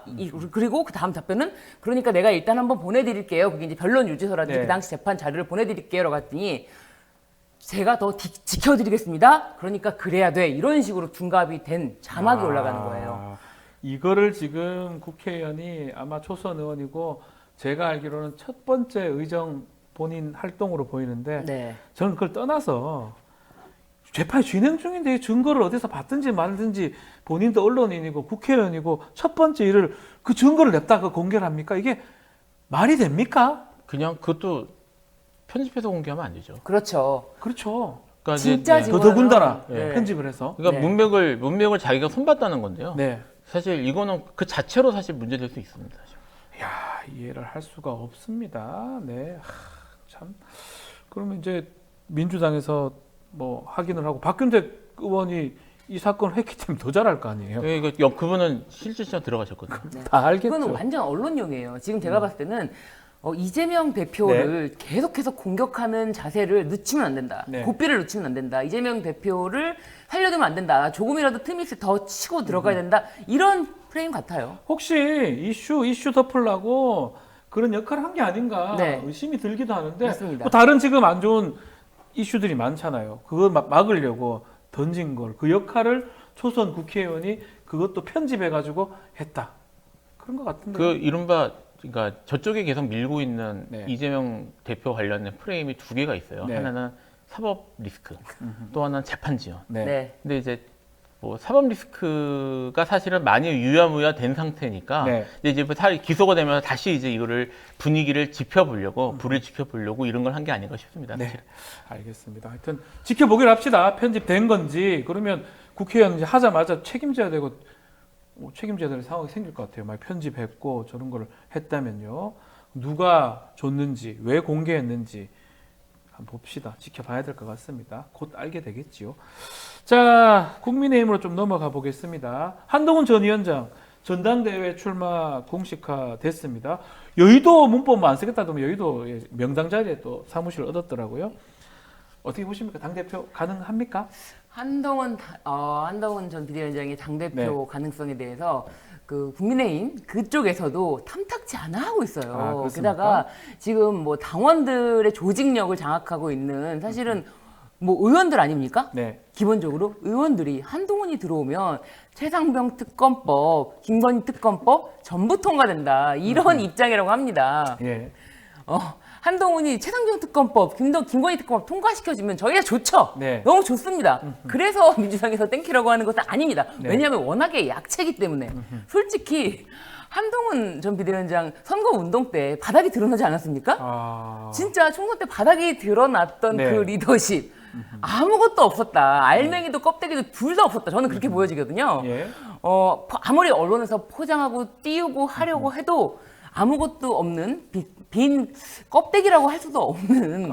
그래서 한동훈 비대위원장이 나오면 민주당에서 땡큐라고 하는 건데 뭐 국힘당에서는 오히려 한동훈 비대위원장이 나오면은 이제 윤석열 대통령과 각을 세우느라고 민주당에서 원하는 걸 다 들어줄 것이다. 이런 것 때문에 굉장히 조심하고 있어요. 그래서 어떻게 될지는 아직 모르겠다라고 하면서도 당대표 확률은 대충 60%다. 60%다. 네, 사람 그렇게 보는 것 같아요. 저도 좀 애매해요. 네. 국민의힘에서 어대한이라고 하긴 하는데 한동훈 위원장이 과연 친윤이냐, 비윤이냐, 반윤도 아니냐? 대통령실에서는 한동훈 위원장 그렇게 좋아하나? 잘 모르겠거든요. 뭐 이제 지금 나오는 얘기들을 보면 예. 그 대통령실하고 상당히 관계가 이제 멀어진 것처럼 그런 예. 식의 언론 보도들이나 아니면 그렇죠. 언론들은 계속 나오고 있어요. 예. 근데 저는 그럼에도 불구하고 가능성은 제일 높다고 봅니다. 제일 높다. 이유가 뭐냐면 이제 좀 전까지 언론 얘기했지 않습니까? 네. 그동안 언론에서 엄청 띄워줬습니다. 맞습니다. 예. 그 띄워준 후과가 남아 있거든요. 이게 그러니까 적어도 그 국힘 지지층 내에서는 그 효과가 아직 남아 있고요. 그게 이제 그 상쇄를 하려면 갑자기 이제 태도를 바꿔가지고 네. 다른 사람을 밀면서 저기 한동훈 위원장을 깎아내리는 작업을 해야 되는데 그런 것들은 아직 이루어지지 못했기 때문에 쉽고 그렇다고 뭐 한동훈 위원장에 대한 어떤 대항마나 이런 것들이 지금 뭐 눈에 띄게 이렇게 떠오른 상태도 아니고요. 네. 그러니까 그 효과가 남아있기 때문에 현재로서는 가장 유리한 게 맞고요.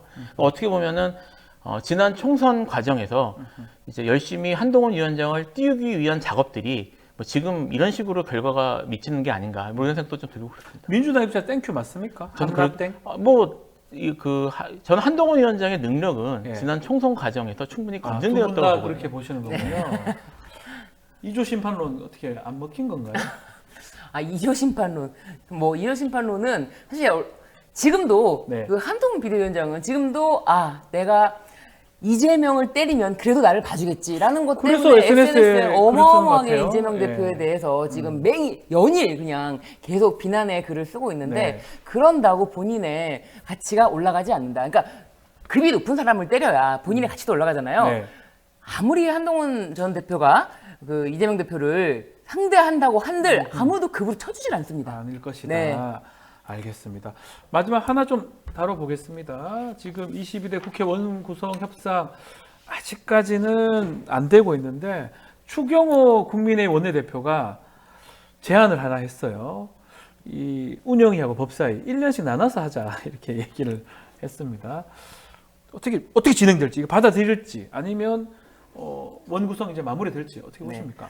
이런 제안을 만약에 민주당이 받지도 않겠지만 받는 척이라도 이것 때문에 시간을 끄는 척이라도 했다가는 국민들이 가만히 있지 않는다. 사실 국민들은 지금도 7개 상임위원장 왜 주냐 그런 민심이 강합니다. 왜냐하면 일하지 않는 국회의원들에게 왜 굳이 자리를 주면서까지 들어오라고 하는 겁니까? 네. 계속 국회를 보이콧하고 있지 않습니까?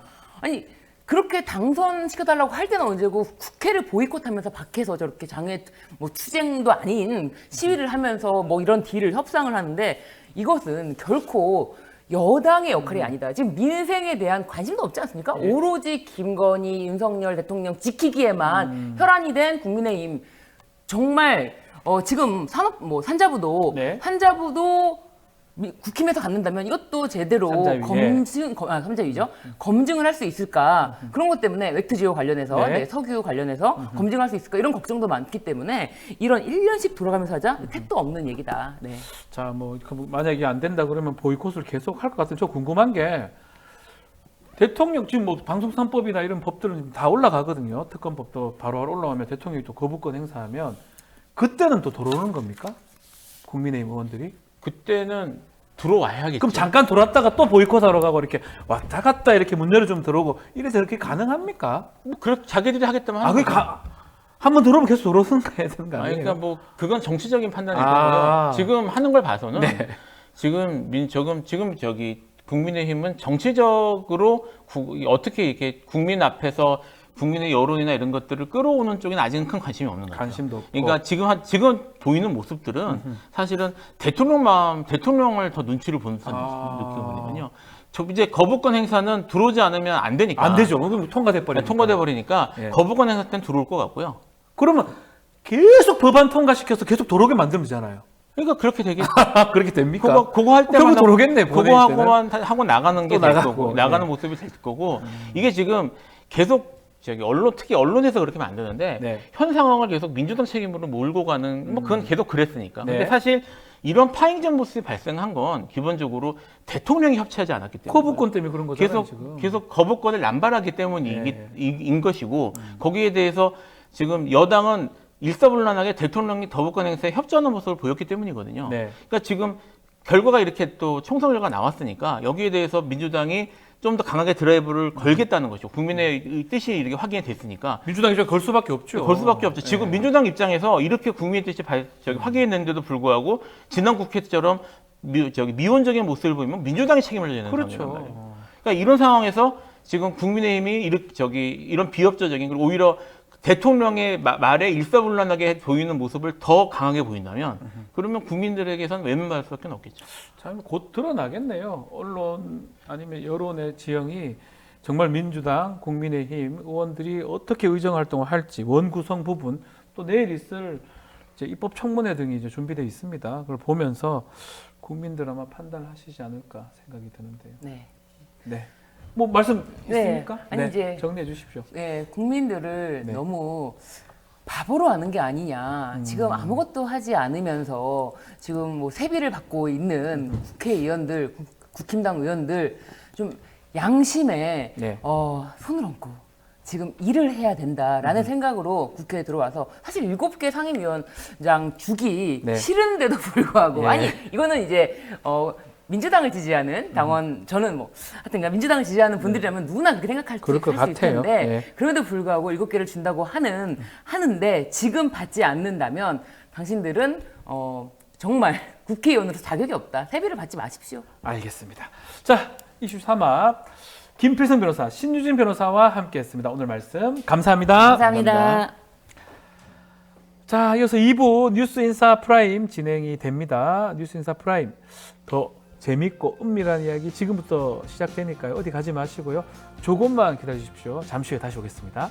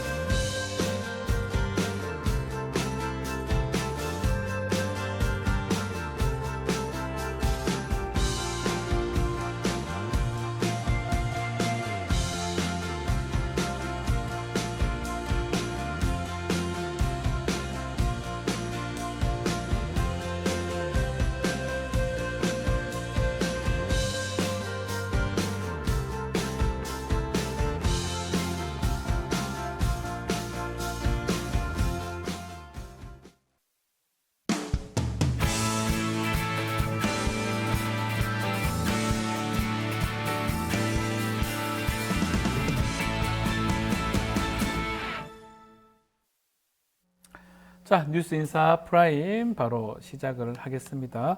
자, 목요일 코너 해문 양인삼의 종행무진 코너입니다. 자, 두 분 나오셨습니다. 양인삼 목사님, 해문 스님, 안녕하십니까? 네, 반갑습니다. 네, 두 분 뵐 때마다 기분이 좋습니다. 그렇습니까? 네. 든든하다는 느낌이 듭니다. 아. 이 양대 종교 딱 그런 느낌이 보호받는 느낌. 아마 우리 시청자분들도 여러 가지 얘기를 같이 듣는 그런 느낌이 좀 좋지 않을까 생각도 드는데 뭐 제 개인적 생각이기도 하고요. 자, 뭐 스님 나오셨으니까 푸틴 얘기 좀 해보죠. 푸틴 평양 갔다가 네. 24년 만에 평양에 갔습니다. 뭐 베트남 갔다고 하더라고요. 네. 또 늦게 왔대요. 지각을 갔다고 하던데 김정은이 그걸 기다렸다가 나중에 또 황제 의전도 했고 하는데 푸틴 방북했던 거 좀 짚어주시죠. 그래서 이제 우리가 그 푸틴 방북을 보는 시선이 대한민국 국민은 시선이 고정돼 있어요. 네. 예, 뭐 김정은이 뭐 푸틴에게 뭘 얻어내려고 그러지라는 게 시선이 고정돼 있는데 그걸 빼고 객관적인 눈으로 보면 몇 가지 그 시사점이 나와요. 근데 첫째, 푸틴은 원래 지각대장이에요.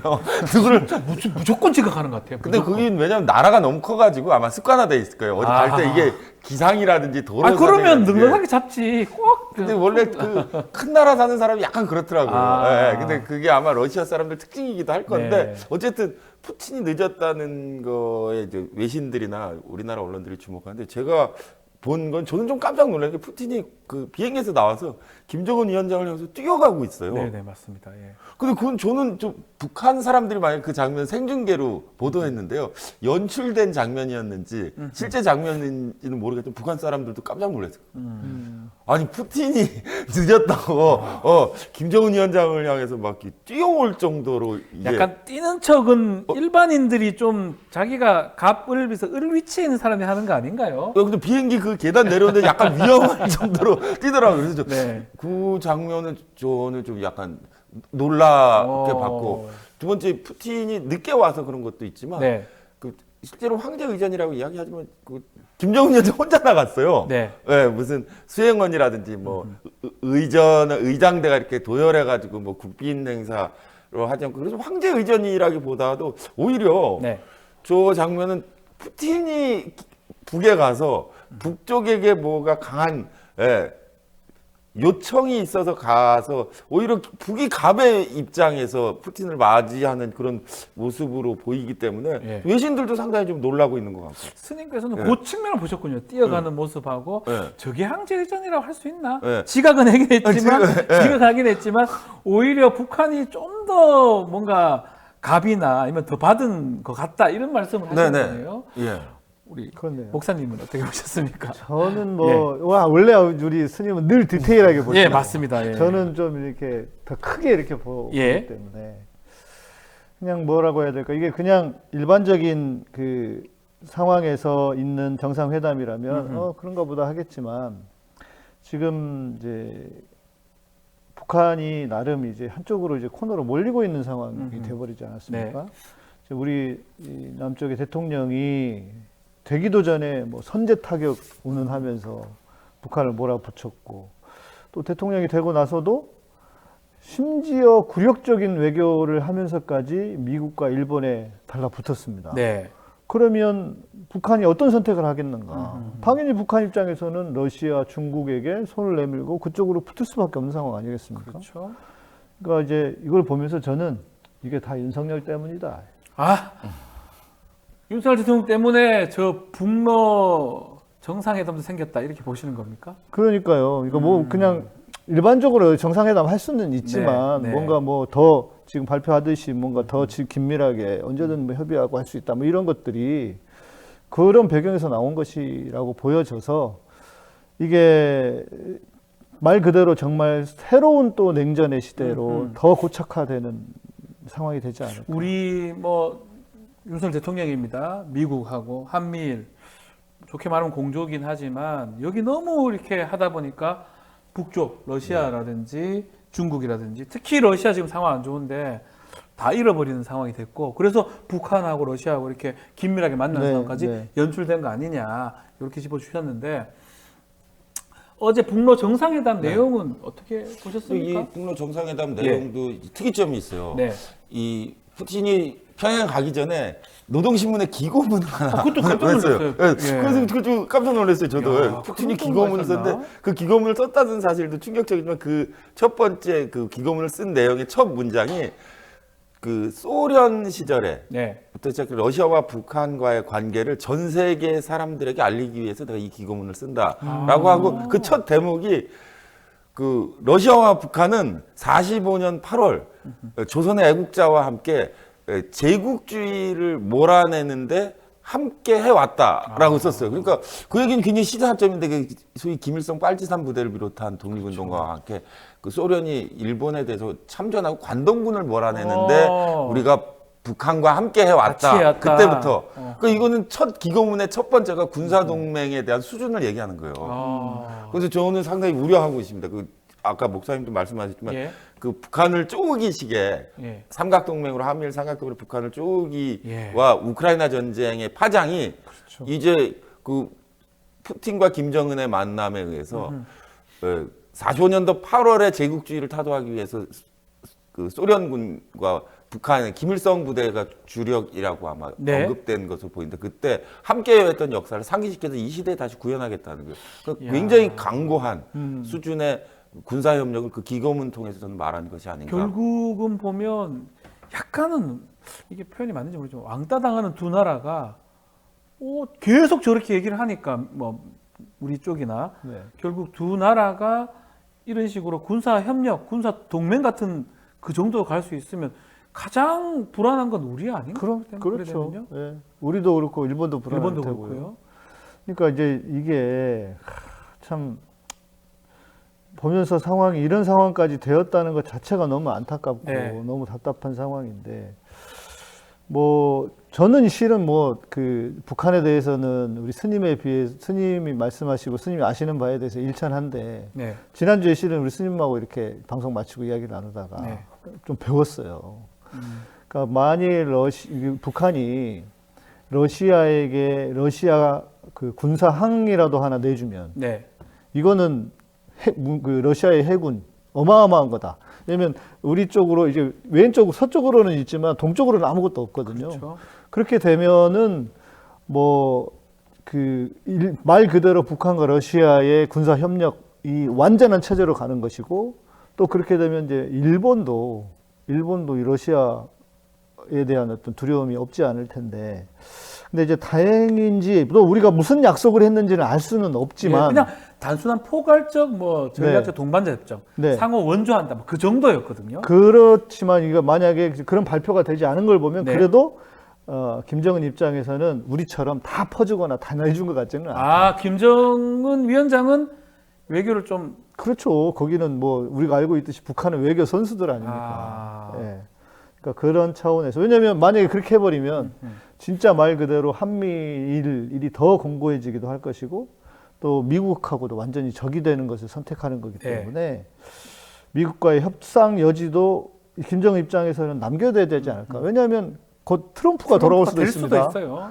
11월 미국 대선에서. 그럼 우리가 지난 역사에서 보았듯이 트럼프의 간절한 소망은 노벨상 아닙니까? 아마 트럼프가 되면 또 이 동북아의 지형 변화가 생길 것 같은데 어떻게 될지 모르는 상황이기 때문에 그 여지를 두면서도 그러나 또 미국과 일본을 압박하고 한국도 압박하는 어떤 그런 형태의 이번에 정상회담이 아니에요. 러시아한테 막 퍼주기, 러시아가 원하는 모든 걸 해주진 않았을 것이다 이렇게 김정은이. 근데 오히려 저는 그 어저께 그 두 정상 간의 공동 기자회견 보니까 김정은 위원장 상당히 만족하고 있어요. 그 김정은 위원장이 만족하고 있는 성과가 나왔다는 건데 김정은 위원장이 이번 그 푸틴의 방북에서 기대하고 있었던 것은 작년에 2023년 10월에 러시아 외무장관 평양 갔을 때 했던 말이 있는데 푸틴의 방북과 관련돼서 조러 관계의 100년 대계를 확립하겠다 이런 말을 했거든요. 그러니까 지금의 문제가 아니라 앞으로 100년 북한의 100년 앞을 해결할 수 있는 관계로 격상시키고 그걸 추진하겠다고 했는데 된 것 같아요. 그게 굉장히 얼굴이 표정이 밝고 만족스러웠는데 이제 그것이 뭐냐는 이제 차차 나오겠지만 그러니까 목사님 말씀하셨듯이 그 북러 간의 군사협력과 관련된 사람들이 이제 핵만 생각하는데 그 김정은 위원장의 언급 속에 조만간 북러가 군사 훈련을 같이 한다 그런 이야기가 한다. 있어요. 근데 그걸 이제 사람들이 같이 뭐 미사일 쏘는 걸로 생각하는데 그게 아니라 저는 아마 동해상에서 혹시 그렇죠. 우리 있지 한미일 훈련하듯이. 네, 그러니까 그런 걸 하겠다는 거예요. 지금 동해상에서. 러시아하고. 아마 그것이 그 가정을 동북아시아의 긴장감이라든지 또 미일의 대응이 북한에 대한 입장 이런 것이 완전 전면적인 국면 전환으로 아마 전환될 수 있기 때문에 아마 김정은 위원장 표정이 굉장히 만족스럽지 않았었나. 만족스러운 미소로 아마 읽힌다 이렇게 하셨습니다. 일본 얘기도 하셨으니까요. 푸틴이 이제 방북했습니다. 기시다 일본 총리도 북한 갈 수 있다 이런 얘기 있습니다. 지금 북일 회담 20주년 된다고 하거든요. 그것도 가능성이 있을까요? 그러니까 이제 전부터 계속 뭐 그 북한과 만났다 그리고 또 최근에도 만났다는 기사가 나오지만 그래도 뭐 다 말해줄 수 없다 이러는데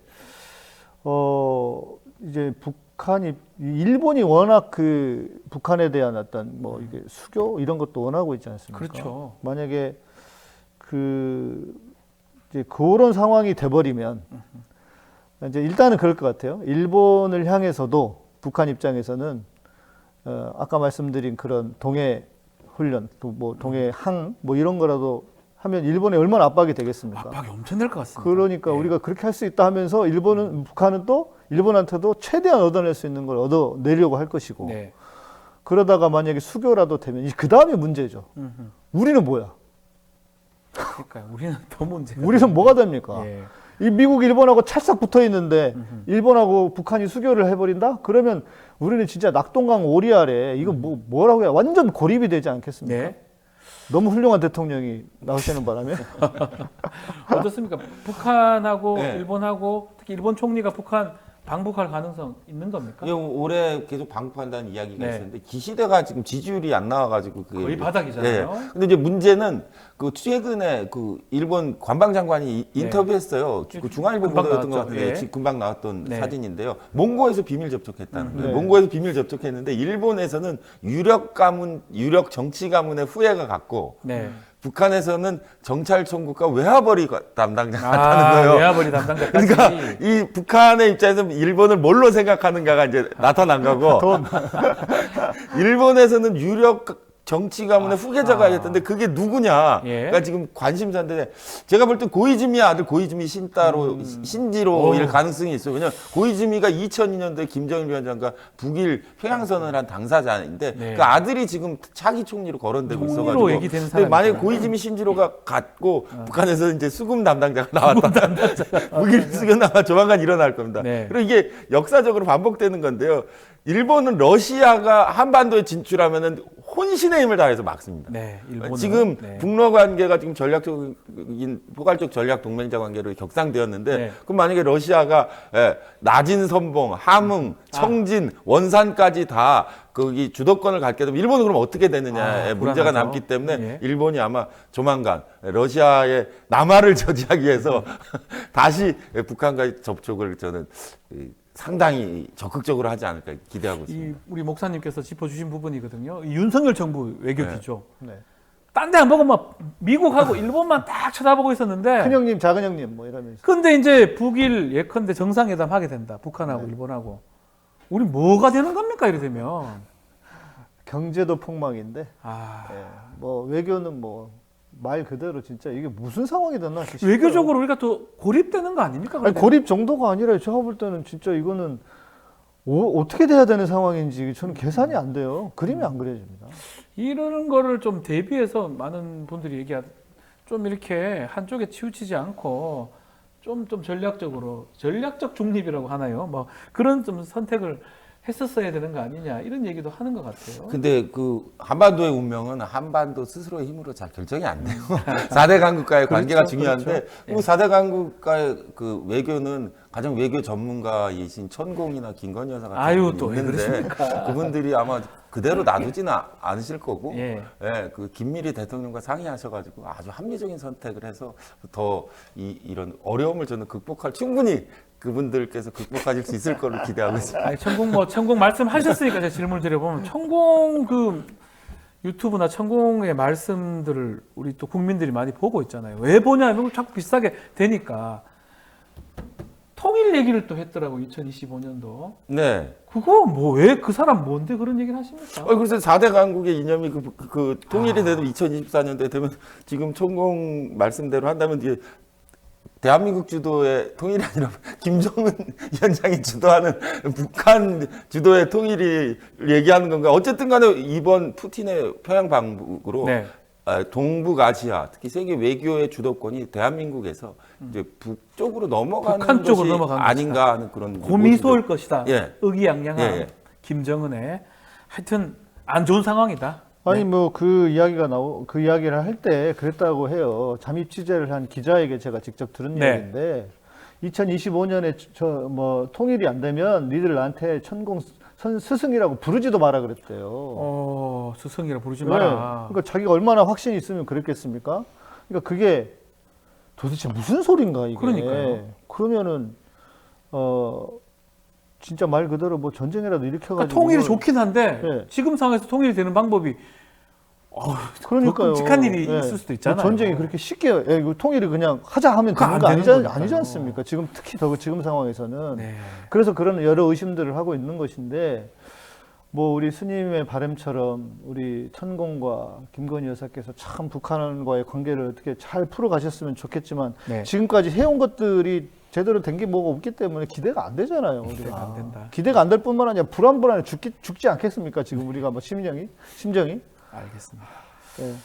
화제를 좀 바꿔보겠습니다. 내일 이제 법사위에서 최상병 특검법 관련해서 입법 청문회가 예정되어 있습니다. 자, 많은 국민들이 아마 지켜보는 아주 좀 화제가 될 만한 그런 청문회가 될 것 같은데 많은 증인들도 참석을 합니다. 혹시 우리 스님 네. 어떤 장면이 좀 예상되고 기대가 됩니까? 제가 그 소시적 이래로 청소생기기로 추리소설을 좋아해요. 추리소설을 좋아하는데 이 추리소설에는 대원칙이 있습니다. 예. 어떤 뭐 코난 도일인지 아가사 크리스티인지 누가 쓴 추리소설이든지 사건 당시에 있었던 사람들이 모이면 국면이 전환된다는 거예요. 의외의 방향으로. 범인은 이 안에 있어. 범인은 이 안에 있어. 그 사람들이 모여야 돼요. 한 자리에. 근데 지금까지 이 최상병 사건도 각자 흩어져서 각자의 위치에 있던 사람들이 드디어 국회 증인 출석해서 한 자리에 모입니다. 추리소설적인 상황으로 보면 이게 사건에 관계된 사람들이 한 자리에 모인 거예요. 그럼 추리소설의 원칙이면 이날 그 누구도 예상하지 못했던 국면의 전환이 이루어집니다. 그 소년탐정 김전일이라고 혹시 아시는지 모르겠지만 그거 보면 해결할 때쯤 되면 다 불러 모여요. 1층에 다 모여라 하면 다 모이고 첫 번째 단어 그거예요. 범인은 이 안에 있다. 이 얘기를 하거든요. 그런 가능성이 이번 청문회 때 보입니다. 국면 전환. 의외의 것으로 불똥이 이제 튑니다. 네. 자, 우리 목사님께서는 어떤 장면 예상됩니까? 저는 이제 제가 군인 장교로 한 9년이나 공군 군목으로 있었으니까 박정훈 대령이 너무 인상이 깊고 그리고 이분이 정말 모든 걸 걸었구나. 말 그대로 그것이야말로 진정한 군인 정신인데 근데 조직 안에서 이렇게 쉽지 않거든요. 쉽지 않습니다. 이거 특히 군대라면. 네, 군대에서 아시다시피 잘못하면 구속되고 그 위에 뜻과 반하는 말을 하는 순간 바로 구속이고 계급장 다 뜯기고 이렇게 됩니다. 그런데 그것을 자신의 양심에 어긋나지 않게 그거 하나로 이렇게까지 왔다는 것 자체가 이제 우리가 언론을 통해서 보았지만 국회에서 이 박정훈 대리가 당당한 모습을 볼 수 있다는 것이 우리 많은 국민들에게 희망을 주고 그래도 대한민국이 썩지 않았구나 이런 희망과 위로가 되지 않을까. 박정훈 대령 출석하고요. 아마 많은 질문이 될 거고 답변을 아마 할 겁니다. 그분은 답변을 하실 건데 이제 국민들이 토막토막 답변만 받잖아요. 근데 이번에 국회의원들이 질문하고 그 박정훈 대령의 어떤 당당한 답변들을 이제 우리가 볼 수 있으면 국민들은 또 반대되는 사람들도 있을 거 아니에요. 뭐 장관이라든지 뭐 출석할지는 모르겠지만 사령관이라든지 비교가 되거나 좀 대치 뭐 이런 것도 보일 것 같기도 하고요. 그리고 이제 아시다시피 진실은 힘이 있지 않습니까? 그러니까 웬만한 사람이 아니면은 이상한 사람이 아니면은 알 거예요. 이야기를 하는 걸 통해서 그 힘을 진실의 힘을 국민들이 느끼게 될 거라는 생각이 들고 이제 지금 우리가 지금 아주 절망의 상황인 것은 거짓으로 난무한 시대를 살아가고 있지 않습니까? 모두가 다 혹은 힘 있는 사람들이 그런데 그럼에도 불구하고 그렇지 않은 사람이 있다는 것이 통해서 감동도 받을 것이고 또 다른 분들도 용기를 얻을 것이고 저는 그래서 또 이제 그런 차원에서 또 한 말씀 제가 격려의 말씀을 드리자면 이런 상황일수록 더 당당하고 더 분명하게 해야 된다. 아하. 어떤 누군가의 또 권력이라든지 이런 눈치를 보았다가는 오히려 더 이상한 방향으로 갈 수 있기 때문에 중요한 자리에 선 만큼 있는 그대로의 진실, 없는 말 해달라는 게 아니고 네. 이재명 대표 공격하는 것처럼 네. 조작해달라는 게 아니고 있는 그대로의 진실을 당당하게 말씀해 주시면 좋겠다 싶습니다. 혹시 스님 보실 때는 이제 국회의원들이 질문할 겁니다. 네. 박정원 대로 나오지만 뭐 유재원 법무관리관, 뭐 이시연 비서관 등등이 지금 채택돼 있고 나올 가능성이 높은데 어떤 질문, 어떤 증인한테 어떤 질문하면 탁탁 먹힐까요? 근데 저는 그 질문의 내용 혹은 네. 답변보다도 답변하는 사람 자세에서 자세. 이미 다 판결해서 그러니까요. 사람들이 다 확정에 도달할 겁니다 아마. 왜냐하면 이게 그 긴박하게 이루어지는 문답에서는 사실 그 사람이 쏟아내고 있는 그 진술의 내용보다 그 사람 진술의 태도가 모든 걸 말해주는 경우가 그렇죠. 많거든요. 그렇죠. 그래서 이 청문회라는 공개적인 자리에서 아마 그것이 방송되면서 그 사람들이 하고 있는 어조라든지 표정이 아마 무엇이 이 실체에 가까운지 다 바로 알게 되기 때문에 그분들이 뭐 말하는 구체적인 그 중언부언의 이야기는 별로 중요하지 않다고 생각합니다. 그러니까 진실은 클리어하잖아요. 진실은 단순하고 진리도 단순하고 예. 그러나 그 진실을 덮으려면 거짓말을 하려다 보면 뭐 해보신 분 다 아시겠지만 거짓말 안 해본 사람 없을 테니까 이게 막 꼬이고 이상한 말을 하고 막 이러잖아요. 그러면 우리 국민들이 그걸 보고 모르시지 않을 거다. 저는 좀 눈에 띄는 것 중에 하나가 전화 같은 게 예전에 없는 것처럼 돼가지고 발언들을 다 했었어요. 대통령하고 이제 장관하고 전화 세 통 한 거 있잖아요. 이건 이제 팩트로 드러났으니까.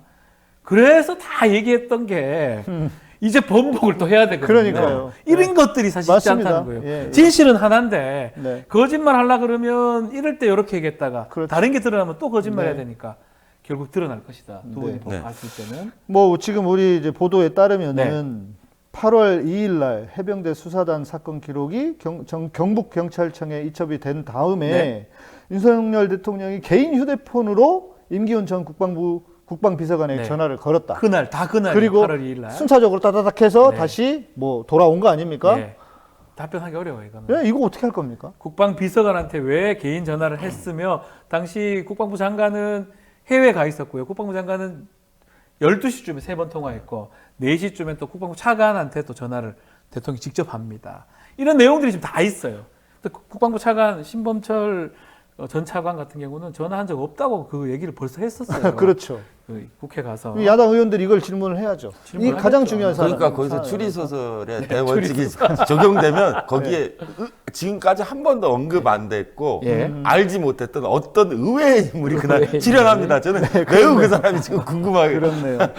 그 사람이 누구일까? 빵 터지면서 뭐 양심 선언이 된다든지 아니면 말 실수를 한다든지 그러면서 이제 그게 추리소설의 결론은 항상 그런 식으로 국면 전환으로 이루어지거든요. 윤석열 대통령이 못된 그 뭐 행동 혹은 뭐 습관인지는 모르겠지만 제가 이제 아는 이야기 하나를 드리면 우리 선배 목사님이 계세요. 그 목사님하고 이제 검찰총장 시절부터 식사도 몇 번 하고 대통령이 되고 나서 그분에게 자기 번호를 주더라는 거예요. 번호를요? 핸드폰을 번호를 주면서 급한 일 있으시면 연락 주십시오 하면서 번호를 주었다는 거예요. 근데 그 얘기를 딱 듣는 순간 사고 터지겠다 언젠가는.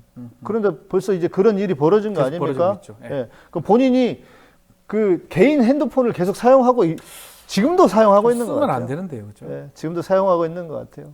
비확이라 그러잖아요. 대통령이면 그 침해할 수 없는 보안을 유지할 수 있는 그런 전화나 그런 통신기기를 사용해야 되는데 개인 휴대전화를 사용해서 그 곧 뭘 의미냐 하냐면 지금 목사님 말씀처럼 뭔가 사적인 청탁이 될 가능성이 매우 높은 그렇지 않습니까? 상황이잖아요. 그게 불안하다. 그래서 제가 그랬다니까요.